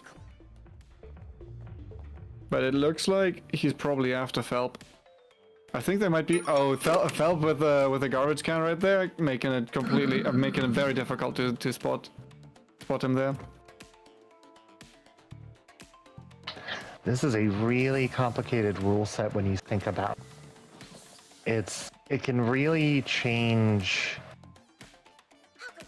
because it's like, what do you go for? Do you just not care about the points and try to eliminate people? Because that's a way to stop them from getting, right? Or do you do the riskier thing and become the VIP and try to? It's a tough thing. I'm not sure what I would do in this situation on it. I don't know which way I would go on it. Dunker has activated the retinal scanner. Octa is the perfect pick for that, obviously, because Octa can get a lot of intel really quickly. Dunker And, will get a 3-point bonus. Helene just snaps into Dunker. But Ailane decides not to shoot because I think Ailane just lost their cover. They were VIP Ailane- before, if I remember correctly, and they Yeah. Oh, okay. Well, never no, mind. Helene still. I don't know why Helene. She's there. Maybe Helene was just trying to track Dunker without killing. That way, to minimize third party. That's a possibility. But I don't know. Possibly, yeah. Or maybe he was. Helene does get the kill on Dunker. I'm not quite sure why it happened the way that it did, but it definitely worked out for Eileen. That was a great kill, and now leading with two purple card. With two key cards to the printer now. So Eileen is in the prime position to actually get the podium grab. Kind of depends First on glitch hearing the printer though. First glitch now very close to Eileen, depending on what cards he has. He only has a blue card. Yeah, I don't think First Glitch can do that, unfortunately. Flick is But in he a better does get let position in. to go for that, but it's... Yeah, Flick is also not near that, unfortunately. In the vault, but not there. Oh. This is not a favorable matchup for Madam at all. Yeah, definitely not. First Glitch getting the kill, getting the gold key card, about to go for the podium. No one's there to challenge it. Well, 10 intel in the bag. I think First Glitch has gotten to the package first, like almost every game. I think we saw him take the podium like over half the matches, I believe. That's what's keeping him, even though he hasn't been the best at eliminations necessarily. Him getting to the podium and taking it has kept him quasi in the mix. And if he can have a good end game here, it could put him in the conversation. Yeah. Also, this is gonna be a bit of a rematch, I think, between Hans and Sasori, because Sheldon is on Hans and First Glitch, who currently has the package, is on Sasori, so we might see a repeat of the second games. Well, like, not a repeat, but like a rematch of the second games, actually. We do have Flick as Larson. And if you know anything about Flick as Larson, Flick, he used to be really synonymous. I used to have real trouble with Flick. Yeah. A very smart player, and Larson is very dangerous in the hands of a smart player. Yeah, doesn't necessarily deal the most damage, even though Weapon 3 certainly is a powerhouse. The main threatening thing about Larsen is the fact that a one melee can steal the package, the most valuable item that somebody has. And that can completely change, turn the tide in a fight, or like in the game, really. Flick not being the VIP is very much about keeping other people from scoring points. But if Flick can become the VIP and then extract, that might be the way, right? But Exactly. you Yeah. don't need to score a whole ton of points as long as you are the one who walks away with the win. Oh, That's this is really what very it comes dangerous though, because there's Oh, a VIP right there, and I think no. Flick believes that it's a player. I think Flick does too. no, Actually, they he just may can't not. cover. He may. Oh boy. Never mind. I'm not Flick gets the elimination, gets the package, was the VIP when that happened. So, whatever else happens, Flick will get something out of this match. It just, is it the win? That's the question. So what we will see now is Sheldon as a civilian against Flick as the VIP. For Sheldon, this is like much easier to play than than a normal game, because he will know who to look out for, because obviously he can only Exactly. expect to find a VIP. He already tried to But take. if I'm Flick, I am hiding next to a VIP. If you find one, am. that is absolutely a smart idea. Yeah, if you get Sheldon to acquire a lot of heat, that is probably the win condition set out right there.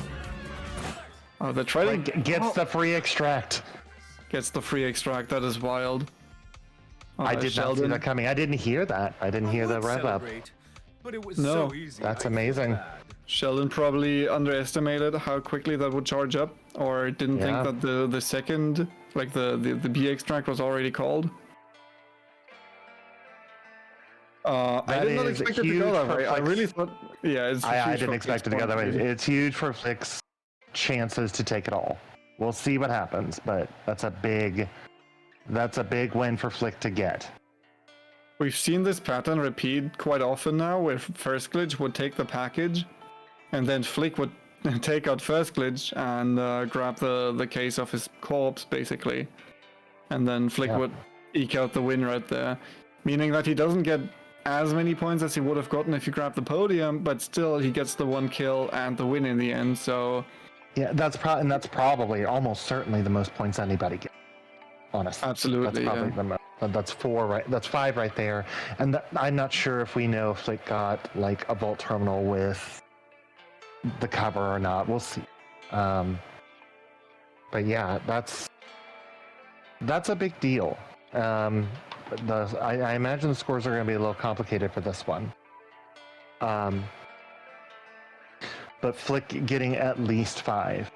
And I honest to goodness think Flick played it the exact right way he needed. I believe so as well, yeah. And, Dunker doing the right thing too, though. Going for the retinal scanner and ensuring himself the 3 points and all that. Dunker, is in last, or up until that last match he was in last, but guaranteeing those points, that's big, right? Like, not only guaranteeing the points for himself, but also making it so that other people cannot score the point for the last terminal. Exactly. I'm not sure if Dunker can play for first, but he definitely positioned himself to possibly make a move later, right? We'll see. Yeah. They're playing for first, I think, might already be out of the question for a couple of players here, just because Flick has accumulated such a big lead. Yeah. A lot of people will struggle catching up to that. Second and third place are still definitely in the running. We have seen games where something like that could have happened. Yeah. Yeah, I'm very curious to see. Also, I feel like I don't want to jinx it or anything. I think the momentum that Goose had at the start, he's now passed on to Flick. Yeah, potentially. Yeah. In the That first gaggle game- magic. That gaggle Yeah. magic. Yeah.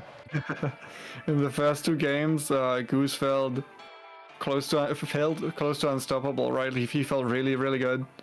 Yeah. Very smart plays. and now like Flick maybe is warmed up, or maybe has gotten in the zone, or Yeah. the nerves have calmed down. Definitely locked in. Definitely locked in, absolutely. And yeah, I Alright. mean, absolute powerhouse. So we can take some time to talk about what happens next. We are on our current catalog, which is Catalog 5. Catalog 5 is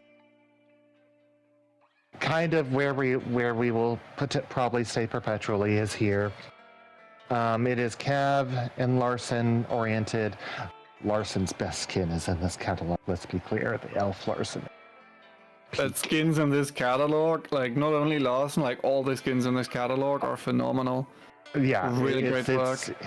Yeah, it's based on, again, we were talking about earlier about Sasori's real name coming from a tabletop RPG. Clearly, the people at the Bandits were very tabletop oriented. I mean, they are my type of people.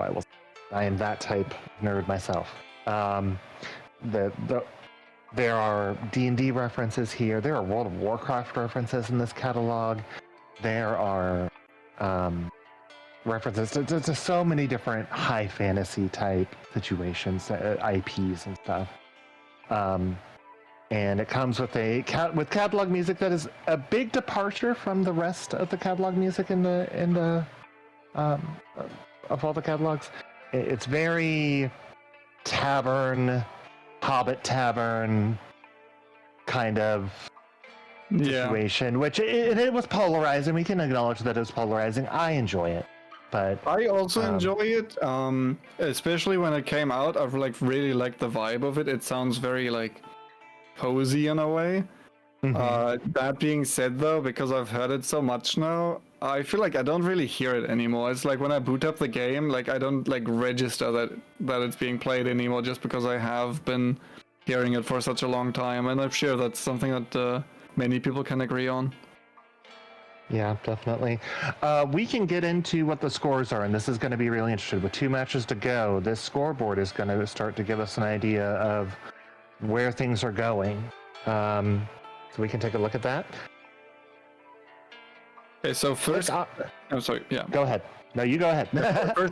First place will be Flick with 42 points, having a 14-point lead over First Glitch. So this is quite a substantial lead, because 14